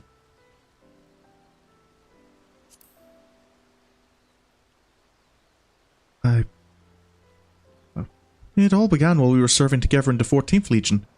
We had much in common, both being drafted from the same occupied territory, and we soon became firm friends. Then, one day, she was sent to fight in Eorzea while I remained here. The day before she left, she came to say goodbye, together with her foster siblings from the orphanage. I think that question could be applied to anyone. Which question? I think I might have missed when exactly you said that, Money. The youngest one, Recon, was particularly upset about not being allowed to speak with their adoptive father, Gaius van Balezar, before they departed. It was actually another of his orphans, Livius As Junius, who forbid them from seeing him. Have you found what you're looking for? Oh, yeah. Oh, yeah, I suppose in some way, but I was kind of meaning it quite literally. She was looking for something. I can't say for certain, but it seemed that Livia had a strong attachment to Gaius and wouldn't let anyone else near him. As far as I could tell, he tried his best to keep Livia at arm's length whenever possible, but her devotion to him was bordering on obsession, and she became extremely jealous at the slightest sign of affection between him and his other wards. And it's... Livius As Junius. She... obsessed, I suppose, is one word I could have used to describe her. Others, however, treated him far more kindly. In fact, a Prefectus Castorum of the 14th Legion came specifically to meet them. Oh, is that... I forget... I'm sorry... I forget, like, you actually do see Ritaton, like, unmasked in this... While I was surprised that Rogadin had risen to such a rank, I was even more taken aback by the unguarded manner in which he spoke of his subordinates. I had hoped that, with people like him serving on the Eorzean front, they would be in safe hands. Then the time came for Melisandre to leave. We shared a few final words, and then she was gone. It would be the last I ever saw of her.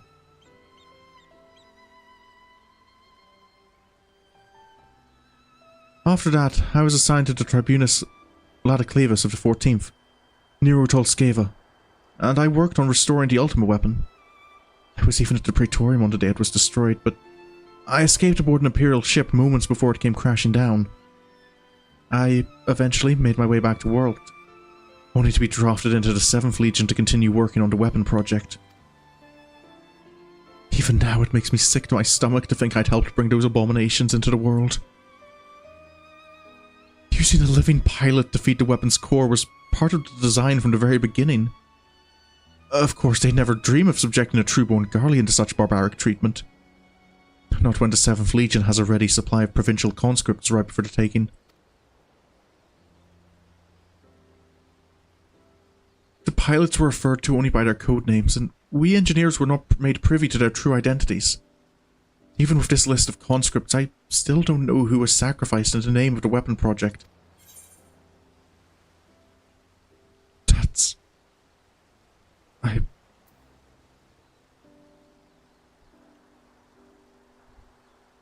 Don't worry. Whoever's been lost to it, I'm not gonna let it take anyone else. But what can I do? For years, all I've known is how to build tools of destruction. The 7th Legion is far from finished. They're biding their time, waiting until the right moment to unleash the final weapon. And when they do, it will bring naught but death and woe to all who stand in their way. Even after everything they've taken from us, they still want more. If it weren't for the Empire, Melisandre would still be here. She was the kindest person I ever met. But to the Empire, she was just another pawn in their games. I will never forget her. There's a way I can make a difference. I know there is. But first, I need to speak with members of the Ironworks. I have a feeling that warmachina you used to be the Sapphire weapon will be called into action again. Until then, there's still time to make improvements, and I intend to help. I'll still be going ahead with the plan to build a monument, but stopping the Empire must come first. I hope Melisandre and the others can wait a little longer. I'm sure they'll appreciate your help. Before I go, allow me to express my gratitude. I don't know what I'd have done if it weren't for you. Until we meet again.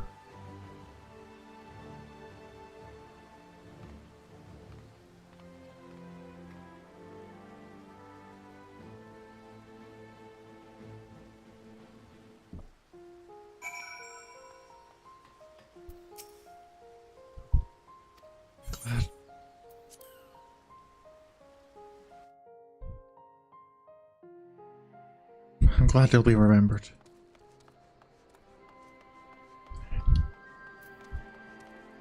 Just wish there was more I could have done.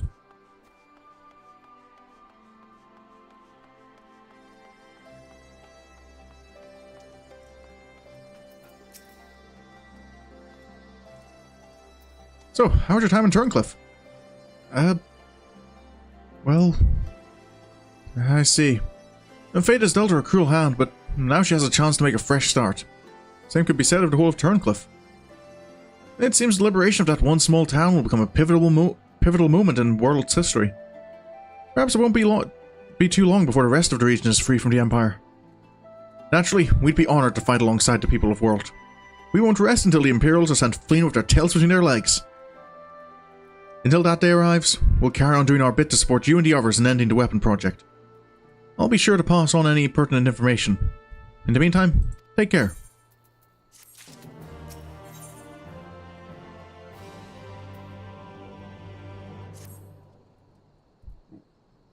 Yeah, might go on a bit longer tonight, but I kind of feel there might not be time for this just to be its own stream.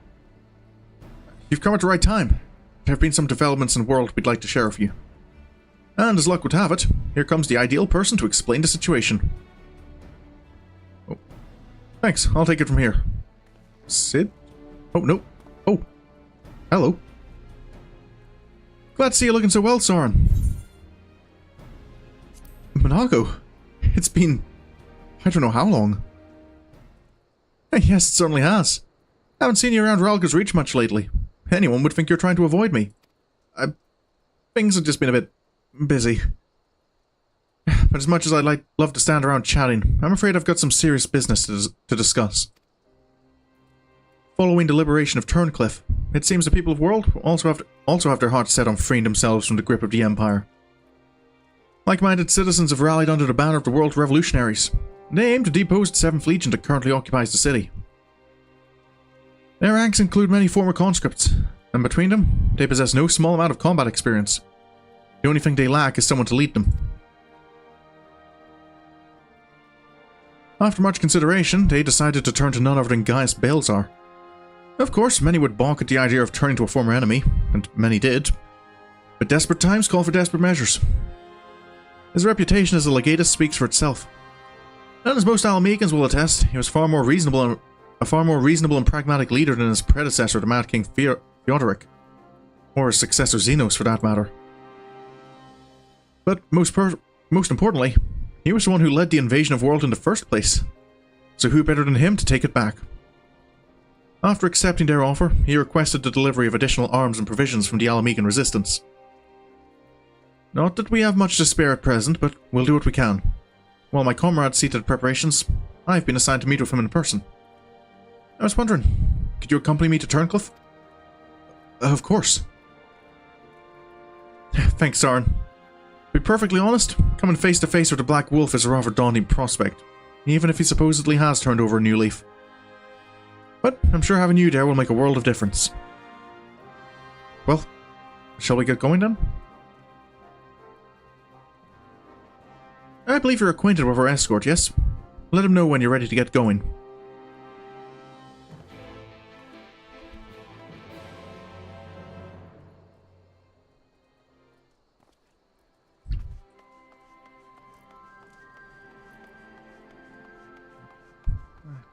Suppose I can't be too surprised the resistance is still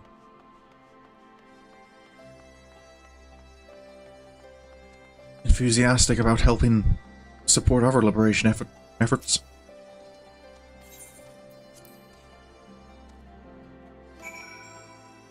And with everything going on in the Empire, this is as good a time as any to start making counterattacks, I suppose.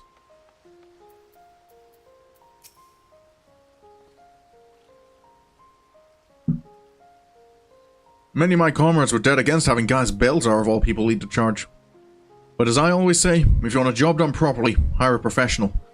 After all, he's already conquered the world once, so I'm certain he'll be just as successful a second time.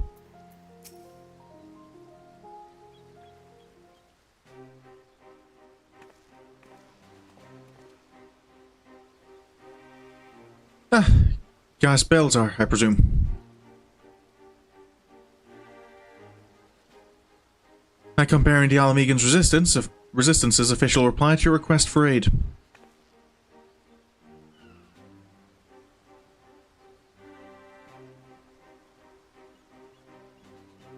I see. You have my thanks. Does this mean we can finally make our move?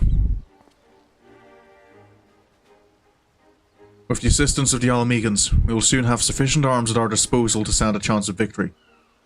But, lest we forget, the 7th Legion has been conserving its strength thus far, and we must be prepared for severe casualties should its full might be brought to bear. If our lives must be the price of freedom, we will pay it willingly.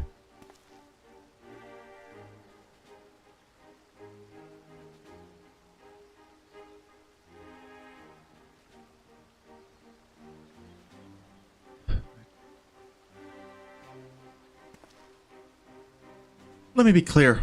We Alamegans have not forgotten it was you who led the invasion of our homeland. Blood of our fallen loved ones is on your hands.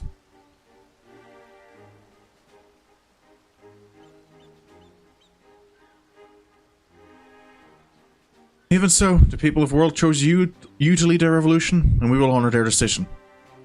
I only hope they will not come to regret it. As do I. Should I be found unworthy of their trust, I shall submit to their judgment, and whatever that may entail.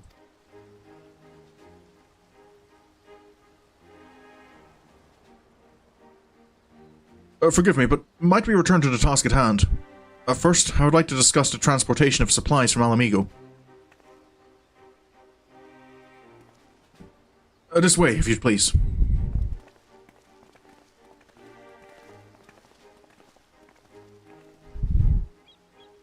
Once again, I prepare to lead an army into world. The irony is not lost on me. It is a cruel twist of fate that these people, so desperate from years of oppression, should turn to their conqueror for salvation.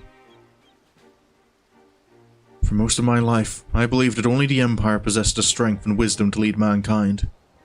That only through great sacrifice could civilization hope to thrive. And so I led the conquest of Eorzea, forcing the doctrine of Garlemald upon the ignorant and uncivilized. In every territory I sought out those of potential for greatness, without regard for one's birth or circumstances, that they may serve the Empire. But there are those such as Valens, who see being born Garlean a virtue in itself, one above all others. To think that a monster such as him should be granted the position of legatus and everything that entails makes my blood boil.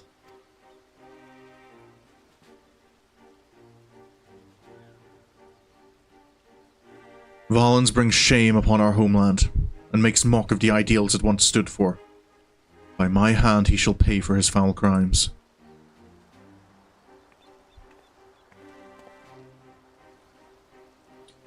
We're running out of time, Gaius. We have to go after her.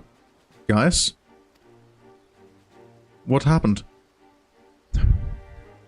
There's something I would show you, but not here. Come with me. Right.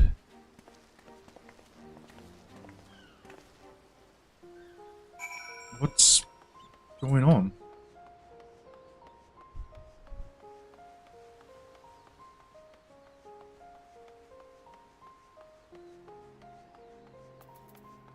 Gaius?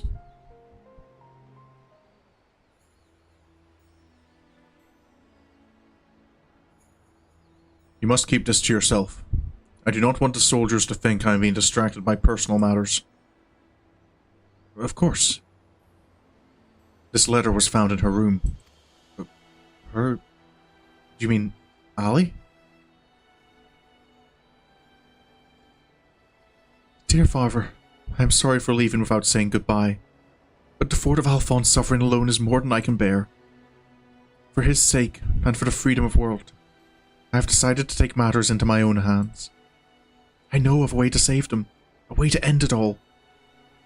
I have to seize this chance before it is too late. My mind is set. Please, do not try to stop me, father.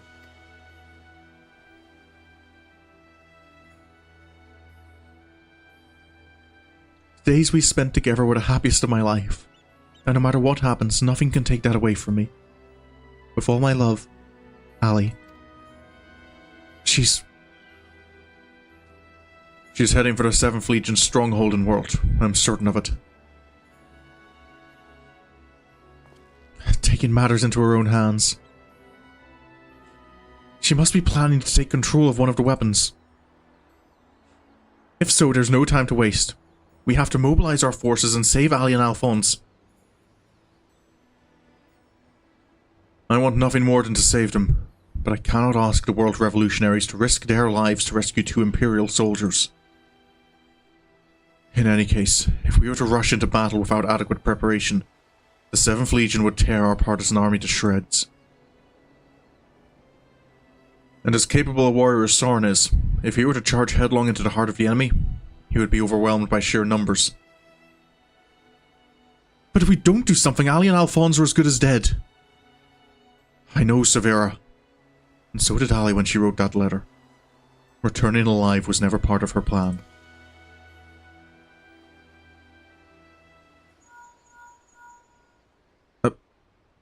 What's... Can you hear me? I'm in World, just outside Castrum Colonum. All hells have broken loose. There was an enormous explosion, and through the smoke and flames I saw what appeared to be another weapon. At this rate, the entire... Volin? Confound it, I've lost the signal. This must be what Ali spoke of in her letter. A way to end it all. Alphonse and the others were planning this from the beginning. To bring the weapon project to completion, and use it to free World from the Empire, even at the cost of their own lives. If the revolutionaries were to hear that a weapon has been unleashed upon the Imperial headquarters, they would see it as the perfect opportunity to strike.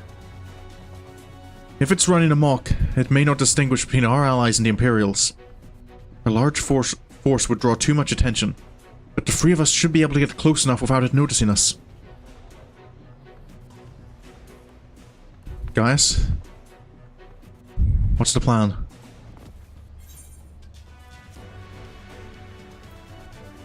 If there's an option, I want to save them.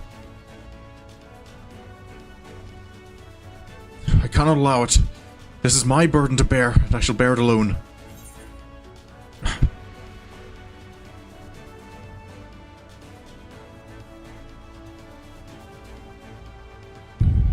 Gaius. I'm involved now.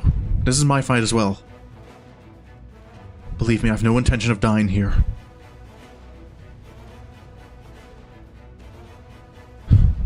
Very well. For the time being, I will have the revolutionaries stand by and await my signal. An opportunity to reclaim World may yet present itself, but we must first be allowed to remove the threat of this new weapon.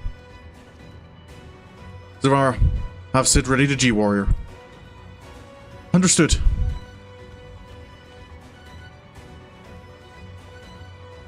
Once your preparations are complete, let us reconvene outside the hangar. Of course.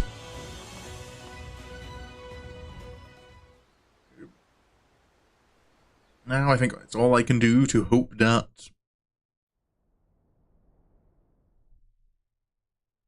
Oh. sometime earlier in the 7th Legion's world headquarters. Is that the queue for the diamond weapon doesn't take as long. Ah, wonderful to see you again, my dear. I was beginning to think that you weren't coming back. In my impatience, I may have vented my frustrations on that brother of yours. I do hope he'll forgive me.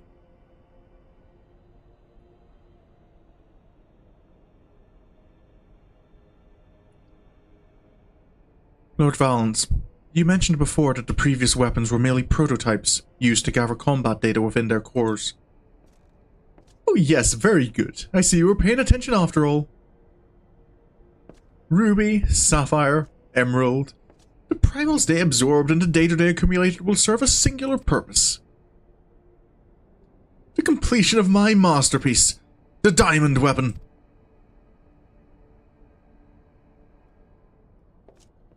But while you and your siblings were able to retrieve the necessary data from the ruby weapon before Gaius and his lackeys arrived, Sapphire and Emerald were handed to the enemy on a silver platter. Those worthless curs failed to meet even my exceedingly low expectations.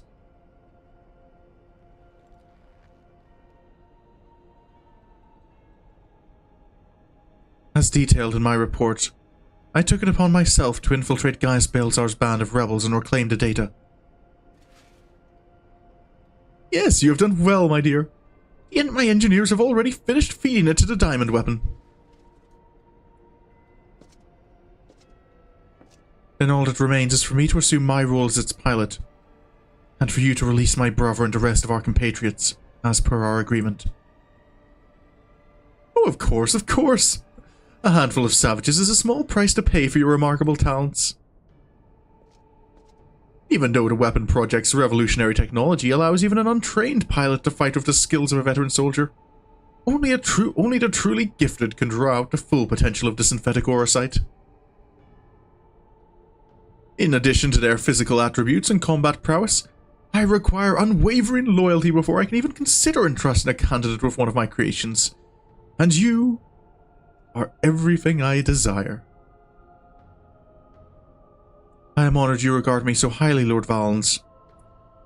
However, in return for my continued cooperation, I wish to propose an extra condition to our arrangement.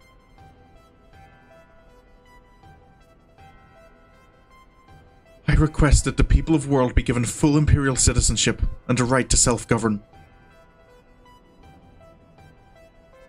Oh my, how very bold of you, and quite astute at that. Yes, I could grant the people of World citizenship if I so desired. Unfortunately, a mere legatus such as myself is in no position to simply relinquish control of Imperial territory on a whim. Come now, we both know that the weapons are but a means to an end. Your true intent is to march on the capital and claim it for yourself, correct? Once you have taken the throne, one small territory would seem a fair reward for those who played a vital role in the ascension of Emperor Valens.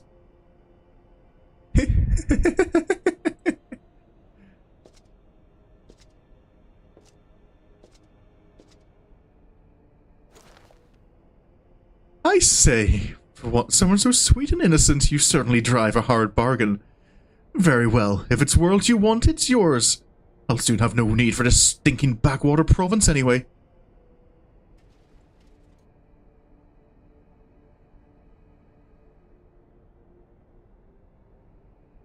And what about my brother? Oh yes, Ulwick was it? Or was it Alfred? Whatever his name is, you needn't worry. I've made special arrangements for him. He'll be perfectly safe, provided you uphold your side of the agreement. Excellent! Now, let's get you aboard the diamond weapons, shall we? Haha, one step closer to my coronation.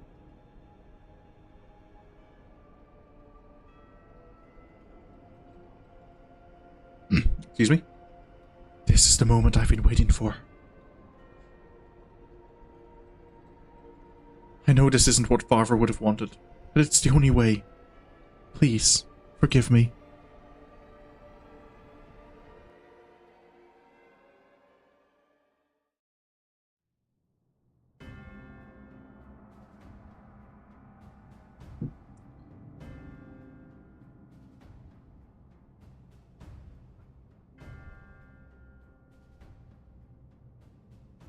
Diamond weapon.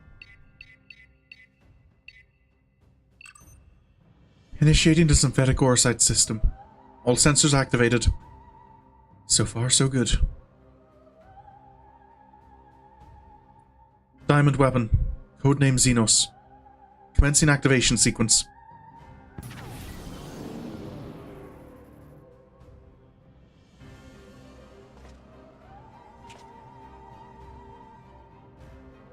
Behold, perfection itself! Alessandria, Recon and Rex gave their lives. That others may live without fear. Is it... your side has taken hold? I'm just glad that you didn't have to go through this, Alphonse. But you'll have to go on without me. You and Father must still work together to... I'm sorry I can't be at your side. This is the only way. What's that, my dear? Is something the matter? The diamond weapon is mine. Your tyranny ends here, Valens.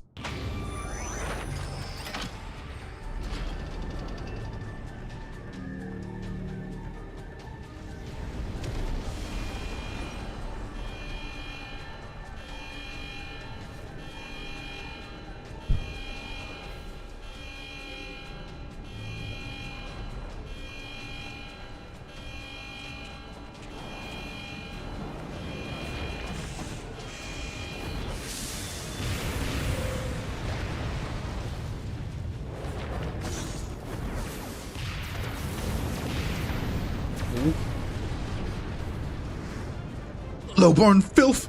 If you think your little performance had me fooled, you are sorely mistaken.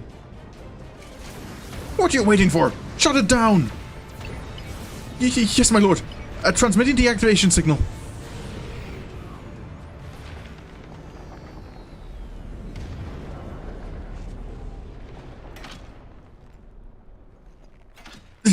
It's not responding.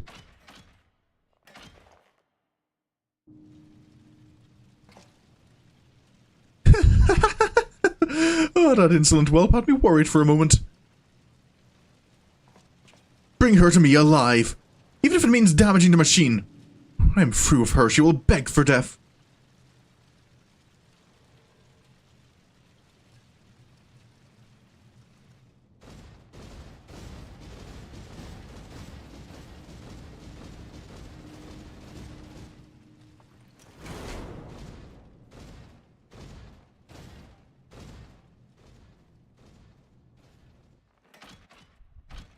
No, I can't let it end like this. Alessandria, Recon, Rex, guide my hand. Alphonse, wherever you are, lend me your strength.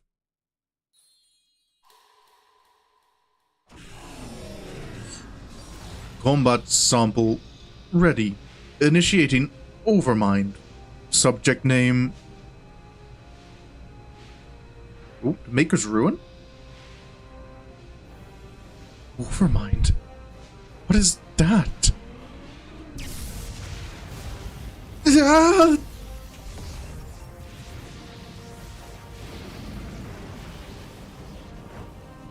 This can't be. It's ignoring the shutdown signal and initiating Overmind. But how? I don't care how! Stop that thing before it brings down the whole castrum.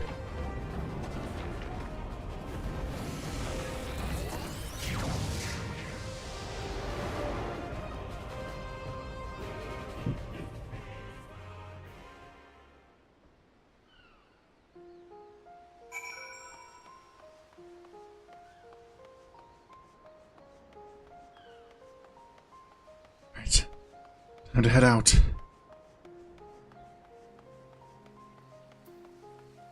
Is the G-Warrior ready?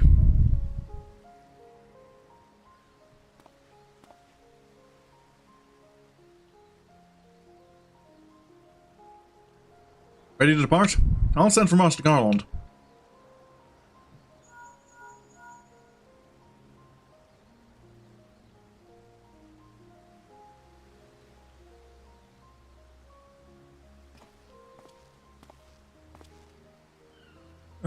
We all expected another weapon to appear sooner or later, but not quite like this. According to Voltland, after it finished laying waste to the headquarters of the 7th Legion, it took to the sky. Though this has dealt a massive blow to the Imperial forces, I am certain that Ali is on board the weapon. It must be halted before she comes to harm, and for that, I need the G-Warrior and airships to transport it. I see that one thing hasn't changed since your days as the Black Wolf. Your penchant for gigantic warmachina.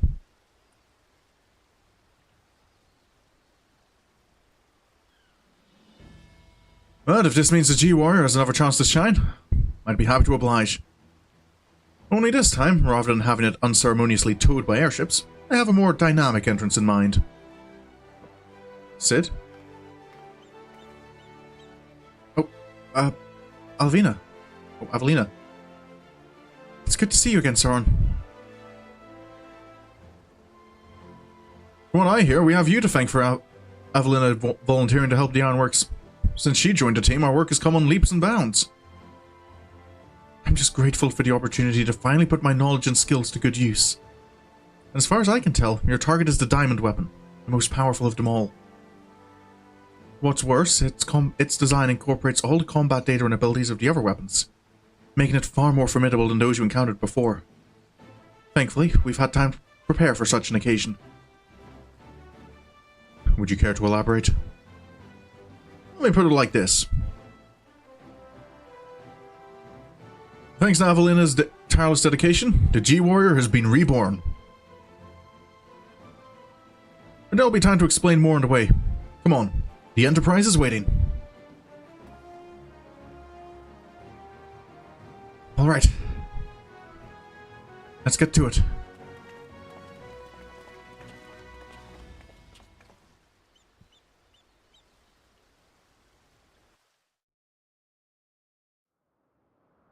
Ooh.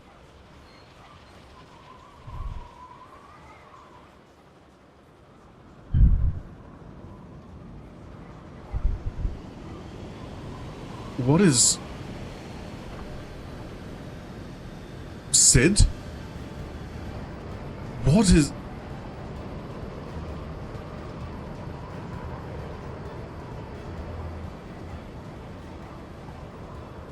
Very impressive. But may I ask what purpose it serves?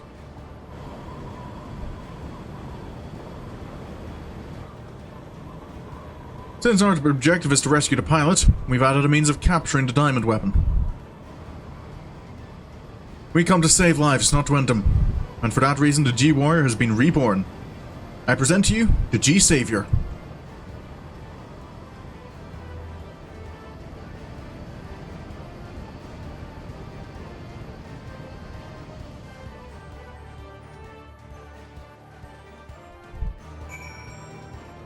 Right. This was your idea?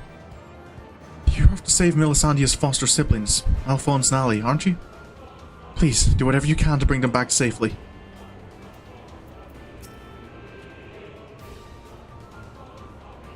I'll be monitoring the situation for the Enterprise. Should things take a turn for the worse, I'll be ready to intervene. Guys? Once again, Cid and his engineers have provided precisely what we require before we even knew it ourselves. Due to the added complexity, we'll have Gaius pilot while Sorin handles the various armaments. Agreed. There will be little opportunity for us to grow accustomed to our roles, but even so, we must succeed at all costs. Right.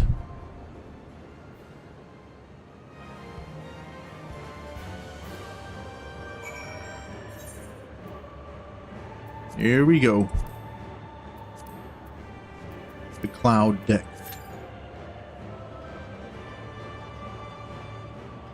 Okay.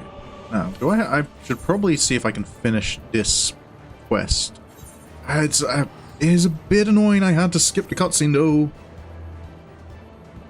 Of all the moments the queue could have popped.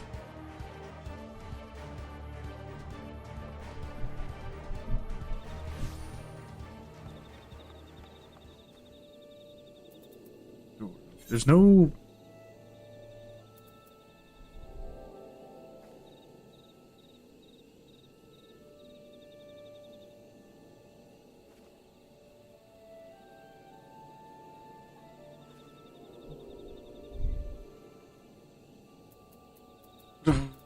can't...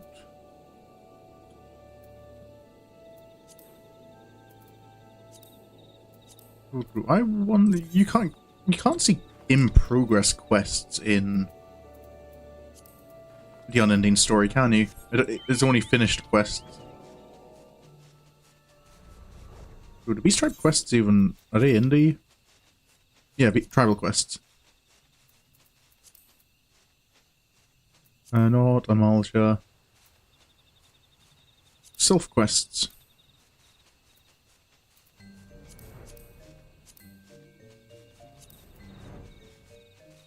Yeah, it doesn't show up here. Oh, that's a little annoying.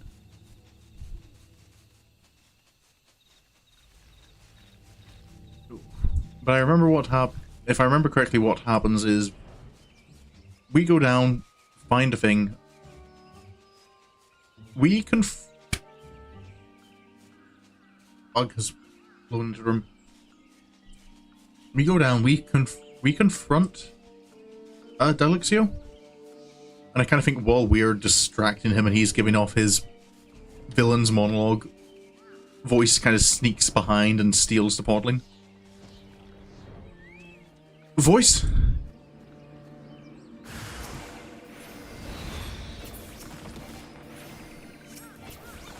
Hold on a moment. You okay, buddy? Really need to not be so reckless. Come on. Oh, friend, I tried, but my legs will carry me no further. I beg of you. Is he the chosen one back to safety?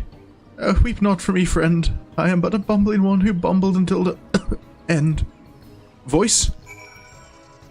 You're gonna be okay, right? See the podling back to safety, friend, and weep not for this one's sacrifice. Just... Eos? Can you stay with him? I'll... Just try and stay out of sight, Voice. I'll be back. I do wonder, like, can I leave Eos there? Or will Eos, like, respawn near me if I go too far away?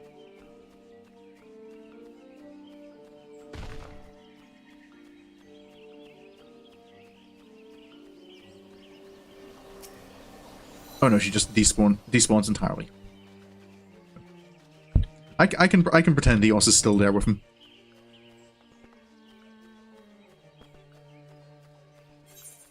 So let's do... Okay, actually all the way back to Little Sauce. Alright. Nope, no. Oh, there we go. It was just lag, I think.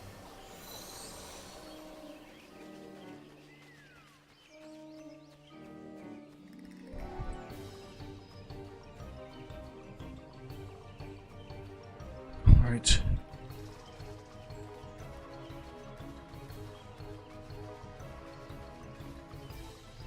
Oh, I still struggle to imagine what this was like before you could get to level 60.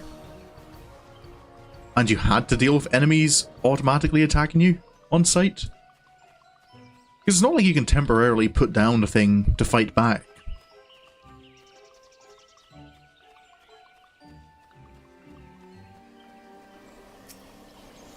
It's pretty great when you're over leveling. Yeah. See, most of them aren't too bad, but these carrying ones, I imagine are a nightmare if you're not level 60.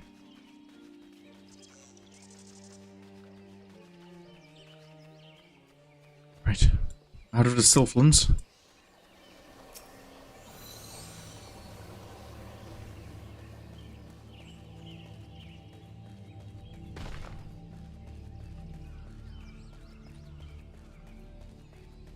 Because I know while I've been leveling Paladin in the background, I haven't tried any of the Stormblood beast tribes. Stormblood's the... what's their name? The Ananta, the Namazu, and... Who's the third one in Storm... Oh, the Kojin.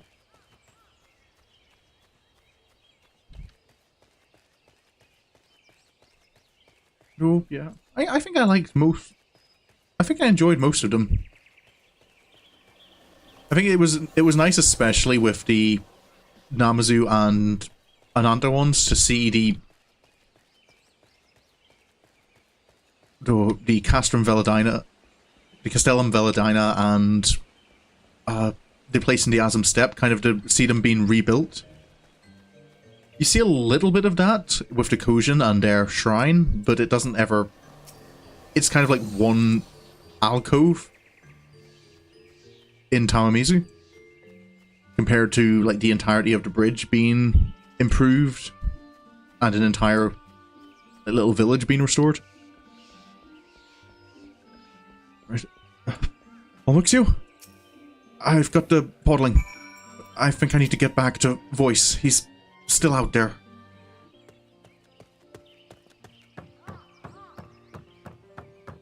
Wait. Voice? You... Oh, friend. How delighted I am to see you safe and sound. Myself? No worse for the wear, thank you. Really is quite curious, but relieved of the burden of the podling, my recovery was remarkably hasty. Yes, I dare say I've learned much from my numerous near-death experiences. Stay clear of the Sylphlins, leave the heavy lifting to adventurers, and most importantly, keep a close eye on one's journal, and one's undergarments. Now, what say we sit back and witness the dawning of a new era for Sylphkind?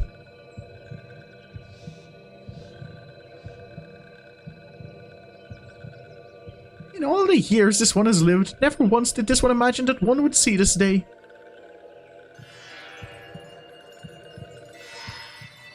This is... Oh.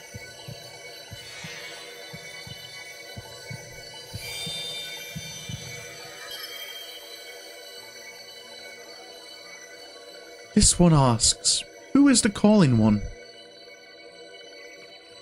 This one is Frixio, elder of Little Solace. This one would welcome Chosen One to these one's family. This one would build a home of peace and tranquility for these ones, if Chosen One would join this one. If that is Elder One's wish, this one is born to answer. Such words are succor to this one's heart, Chosen One.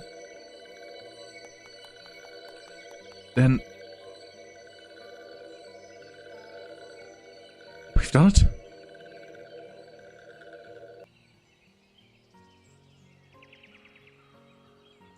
And the cycle begins anew.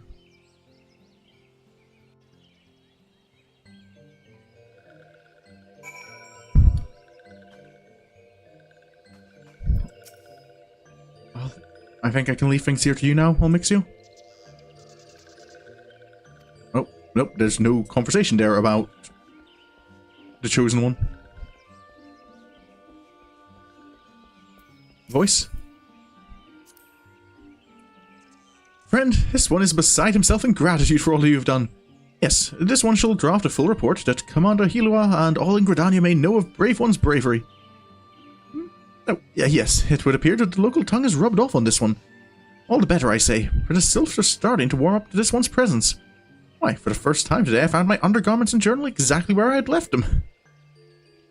I guess that's improvement. That's all you get.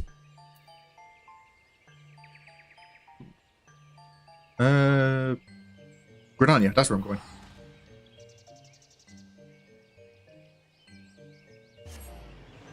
If I understand everything they were telling me about the Chosen One, then that means the Chosen One controls Rama.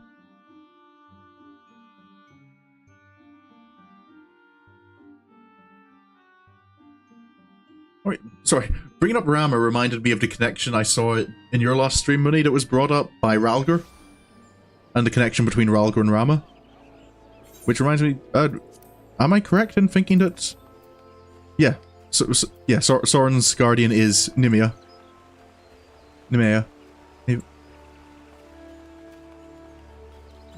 I thought I remembered that being the case. Commander? Hail, friend. Your timing could not be better. I just received a report from Voice relating your exploits in Little Solace in considerable detail. Why, I think that young man not only solved a 1,000-year sylphic prophecy, but single-handedly fought off a veritable legion of malevolent sylphs to rescue the Chosen One and secure a future of peace and prosperity for all of sylph-kind. Brains and brawn. Yes, it is clear I picked the right man for the task. Worry not, the brave lad gave credit where due. Yes, he clearly explained that his heroics would have been impossible without your clever chocobo ruse, and insisted that I gurgeon you for your supporting role. And pray stay a while in Gridania and rest your legs. Commander? Never mind. I'll need to pay another visit to Voice at some point.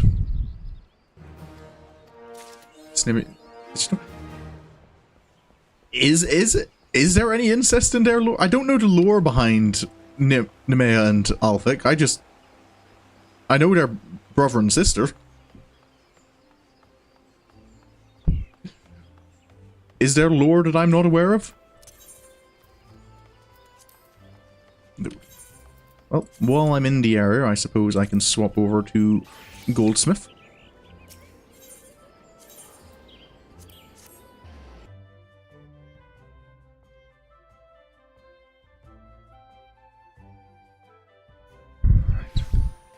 I wonder how things are going with the Ectal 9.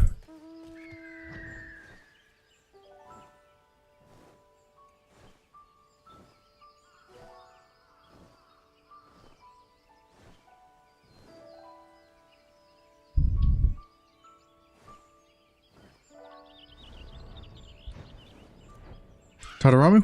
Cecil? How are things here? Skok, have need of Sorin's help, Cecil does. So close we are, taking shape before our very eyes, Desil Quillan is. Hull for body, engine for heart. Next, fashion muscle to transfer power to wings we must. Developed by Featherless One's ceruleum technology was very advanced. First XIV in history to design and build our own engine we are. Function perfectly, main engine components do. Flawless was Tataramu's design, and abundance of materials for upcoming task we have. But tiny problem there is. Maybe not so tiny, Squawk. Alphic raised her as her daughter and then they okay. So, okay. Machine tool for cutting transmission parts we have not. Many intricate gears and cogs harness power produced by engine. Propulsion system they do. With one precision gear wheel, then make life to grind such parts we could. Our best hope, Sorin, is beg, borrow, steal, but have that gear wheel we must. Only Featherless Ones have item we seek. Rest on Sorin's shoulders, fate of Desil Quillan does. Right. Yeah, okay. So they're not even siblings. That's okay.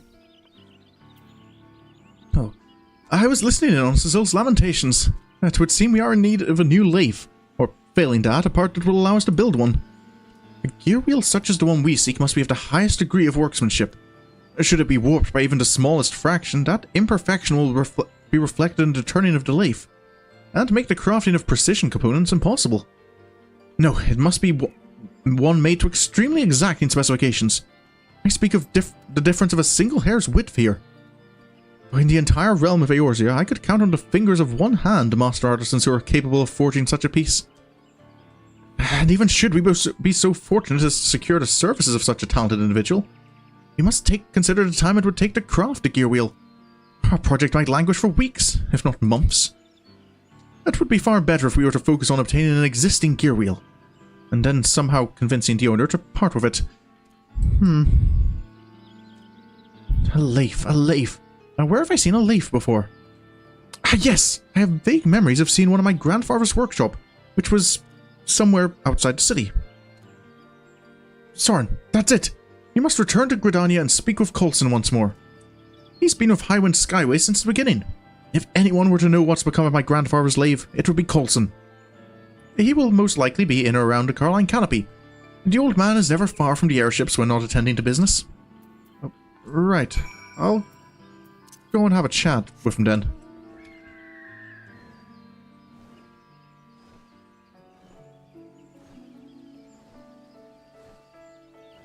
Oh, you think you and Sari felt called out by Bargot asking about crafting, Joel? Yeah. No, I quite enjoyed him bringing it up as Sorin and kind of going, yep, I've been diligent in my crafting. Everything's sitting there at level 90.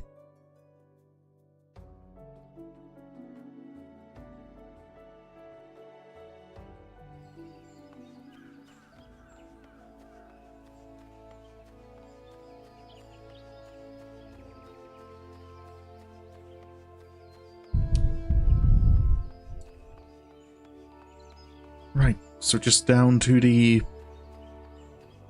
airship landing.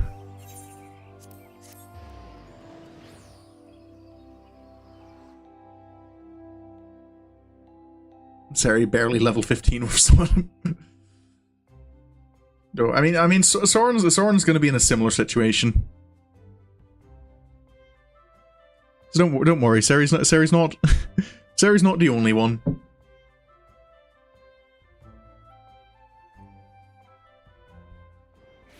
Sorin's got, I think, only goldsmith. Yeah, only goldsmith. And that level 37 is mostly, I think it's mostly because of the exile quests. Oh, excuse me, Mr. Coulson? Yes, I remember you. My eyesight may be failing, but my mind is yet sharp, thank you very much. You're the lad Master Tataramu employed as his delivery boy. Surely the materials I provided you were sufficient, yes? Perfectly so, thank you. I actually have a... Tataramu has a question for you. The young master wishes to know what became of the lathe from his grandfather's workshop. Well now, that does bring back memories. Yeah, it must be nigh on 50 years ago now that I began my apprenticeship with Tatanora, a famous adventurer and businessman. I still recall the day he conceived his revolutionary enterprise. He proposed the idea of building passenger balloons that shared the principle, if not the purpose, of exile dirigibles. This company was the very first air travel service in the realm, and marked the birth of Highwind Skyways. Of course, it was not around 30 years later, when Cid Garlemald brought airship technology to Eorzea, that flights between cities became a regular occurrence. Those were the days, though. If I close my eyes, I can still see the workshop. I can still hear out excited optimism as Tatanora and I worked tirelessly on the construction of that first balloon. Pray excuse an old man his reminiscing. What were we speaking of? Ah, yes, lathes. I believe that the lathe Master Tataramu refers to was the one we used in the old Falgord workshop. Oh, but I'm afraid the place was shut down and dismantled for lumber after Tataramu assumed management of the company. It was the end of an era, after all. I wonder if there are any still in Falgord who remember that time. Perhaps you might try speaking with the employees of the Bobbing Cork. Oh, I'll do that. Thank you, sir.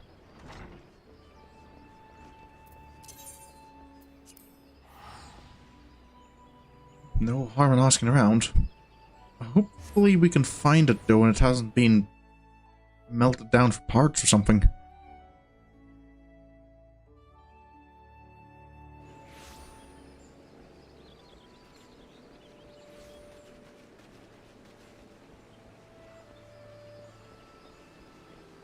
Is weapon Q time? Yeah. I really used up all my luck with getting 2 instant Qs in the Four Lords. Welcome to the Bobbing Cork, friend. Will you be needing a room? No? Ah, you come for a drink and some gossip then. Actually, I'm wondering if I can ask you maybe a bit of an odd question. Lathe? I'm afraid I'm unfamiliar with the term. Some manner of tool from the old Skyways workshop that used to stand here in Falgord? Pretty that our previous owner has moved on. 10 years I've worked here, but I've never have I heard talk of any such workshop. Well, I may not know of any lathe, but we do have a mountain of unclaimed possessions that we've been adding to since the dawn of bloody time. Adean has the largest storeroom in town, you see, and it's the favourite reliquary for all manner of unwanted or forgotten artifacts that once belonged to either residents or customers.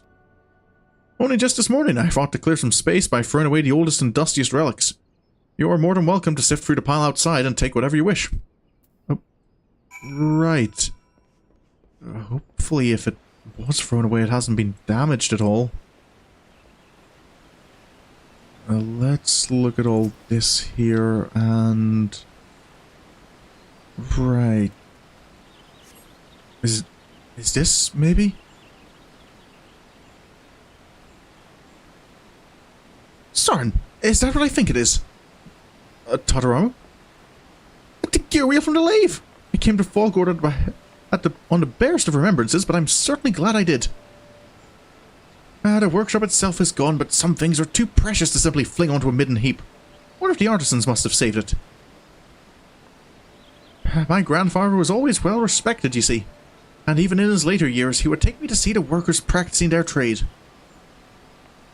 Listen well, Tataramu, he would say. Coin has its uses, but aught of true value is bought with passion and persistence. To reach the highest skies, you must spread your wings and soar. His words of wisdom were as the sweetest lullabies to me as a child. It was likely his influence that encouraged me to pursue my love of airship design. What's this? The face of the gear wheel is engraved with a dedication of some kind. For my dear friend, Dezel Qualan. On these wings I pledge our everlasting bond, Tadanora. But this would mean... Dezel, is that not the name of the airship you're... Sorin, let us return to Ektal and deliver this treasure to Sezel without delay. There are certain questions to which our Ixal colleague may hold the answers.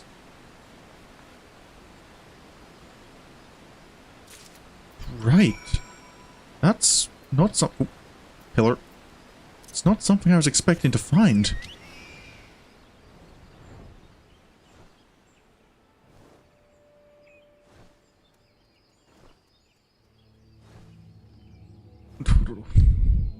Does no one want to do the diamond weapon? Sezel? Scott, nervously waiting for Sorin's return, Sezel was. Releasing decidedly unblessed winds bowels were.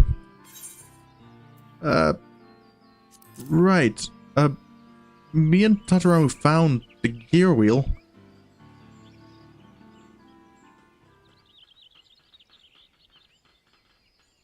Caw. Yes, exactly what we need this gear wheel is.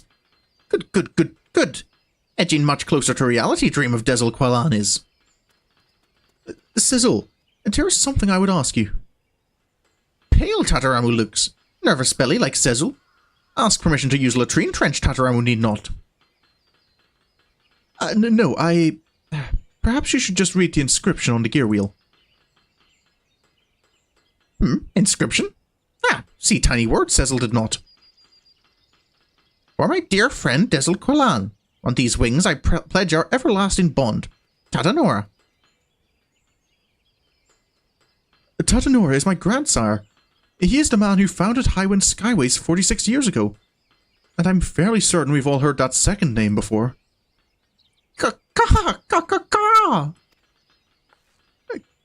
Care to share the source of your amusement, Sezel? Too perfect it is! Destined to fall into our hands, this gear wheel was. Dezel Qualan, outcast and genius, first chief of Ektal 9, master balloon maker, and Sezel's respected mentor. Your mentor? Then the name of our hybrid airship? Yes, one and the same. Think of better way to honor Chief's memory, Sezel could not. Then it was true. Skog? I speak of an old rumour. 'Twas said that my grandfather's company was built on his appropriation of Beastman aeronautics. That all the balloons he flew were not more than base imitations of Ixali-made vessels. 'Tis rumoured that it was officially denied, and any mention has been thoroughly expunged from written records on the assertion that even unfounded claims of stolen Beastman technology would unduly harm Highwind Skyway's reputation. I had thought it merely the rumblings of rivals, sick with envy at grandfather's success. Yes, envy it was, Squawk. Envy that led your ancestors to steal our genius. Thieves! Thieves and liars! Sezel,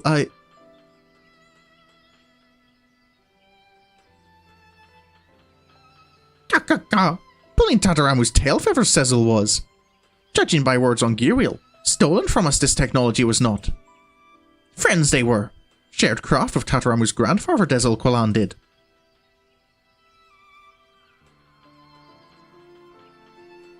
See it clearly, says Ulcan. Two dreamers gazing into vast sky. One feathered and one not. Not so different our past and present, eh? Fate has had a hand in our meeting, it would seem. I am honored to continue the friendship our elders began, says Ultutlok. Skok, dust in Cecil's eye there is. Back to work, swiftly now, or find tongue shortened on new life Tataramu will.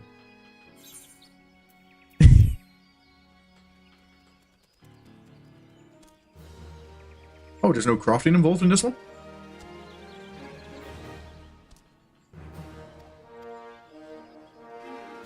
Fair enough. Next bit of progress.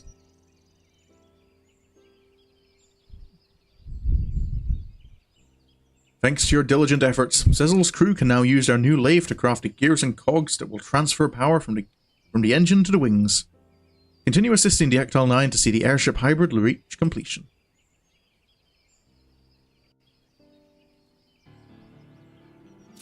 Definitely looking like we're making progress. Oh, and a quick level up for Goldsmith.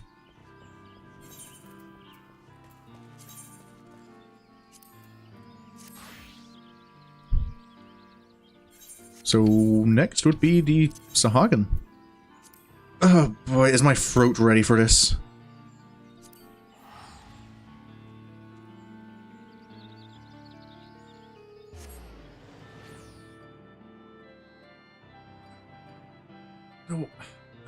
No, part of me's tempted to pull out of the diamond weapon queue.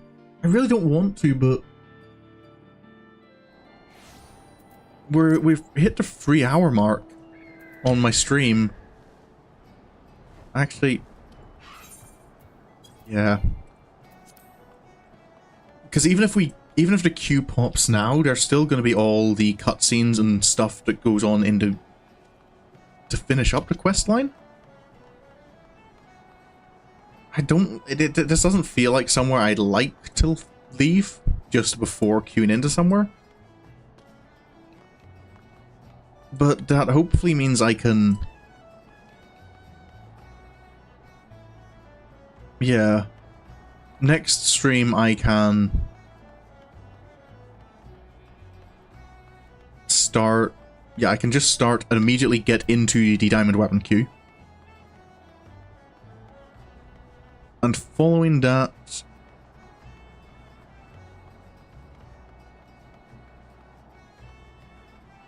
What am I... Yeah. Yeah, hopefully, even if it does take a while, then I'll have time to finish off the rest of the story. But, oh yeah, the weapon queues are not being... have not been helpful for this stream. I maybe should have gone on a bit longer last time. Seeing if I could have fitted in the... Yeah, but then I would have been... It's hard sometimes to make these predictions. Yeah, I suppose with that I'll finish up here for tonight. Which means I guess it won't be until... I guess it might still be this week that it might be Saturday before I get on to doing the job quests then. But anyway, that's going to be all for tonight. So I'll be back tomorrow in the afternoon, so my earlier streams with some more Persona 3 Reload. Following... Yeah, following what happened yesterday. Defeating 2 more Arcana Shadows, but losing Shinjiro. Anyway. So yeah, with all that said, if you enjoyed and you want to see more, you can always follow me on Twitch or subscribe on YouTube. And yeah, YouTube is where my schedule's up if you want to check what times I'm streaming. But regardless of what you decide to do, thank you so much for coming along. I really hope you enjoyed. And until the next time I see you, have a good evening, have a good night, and goodbye.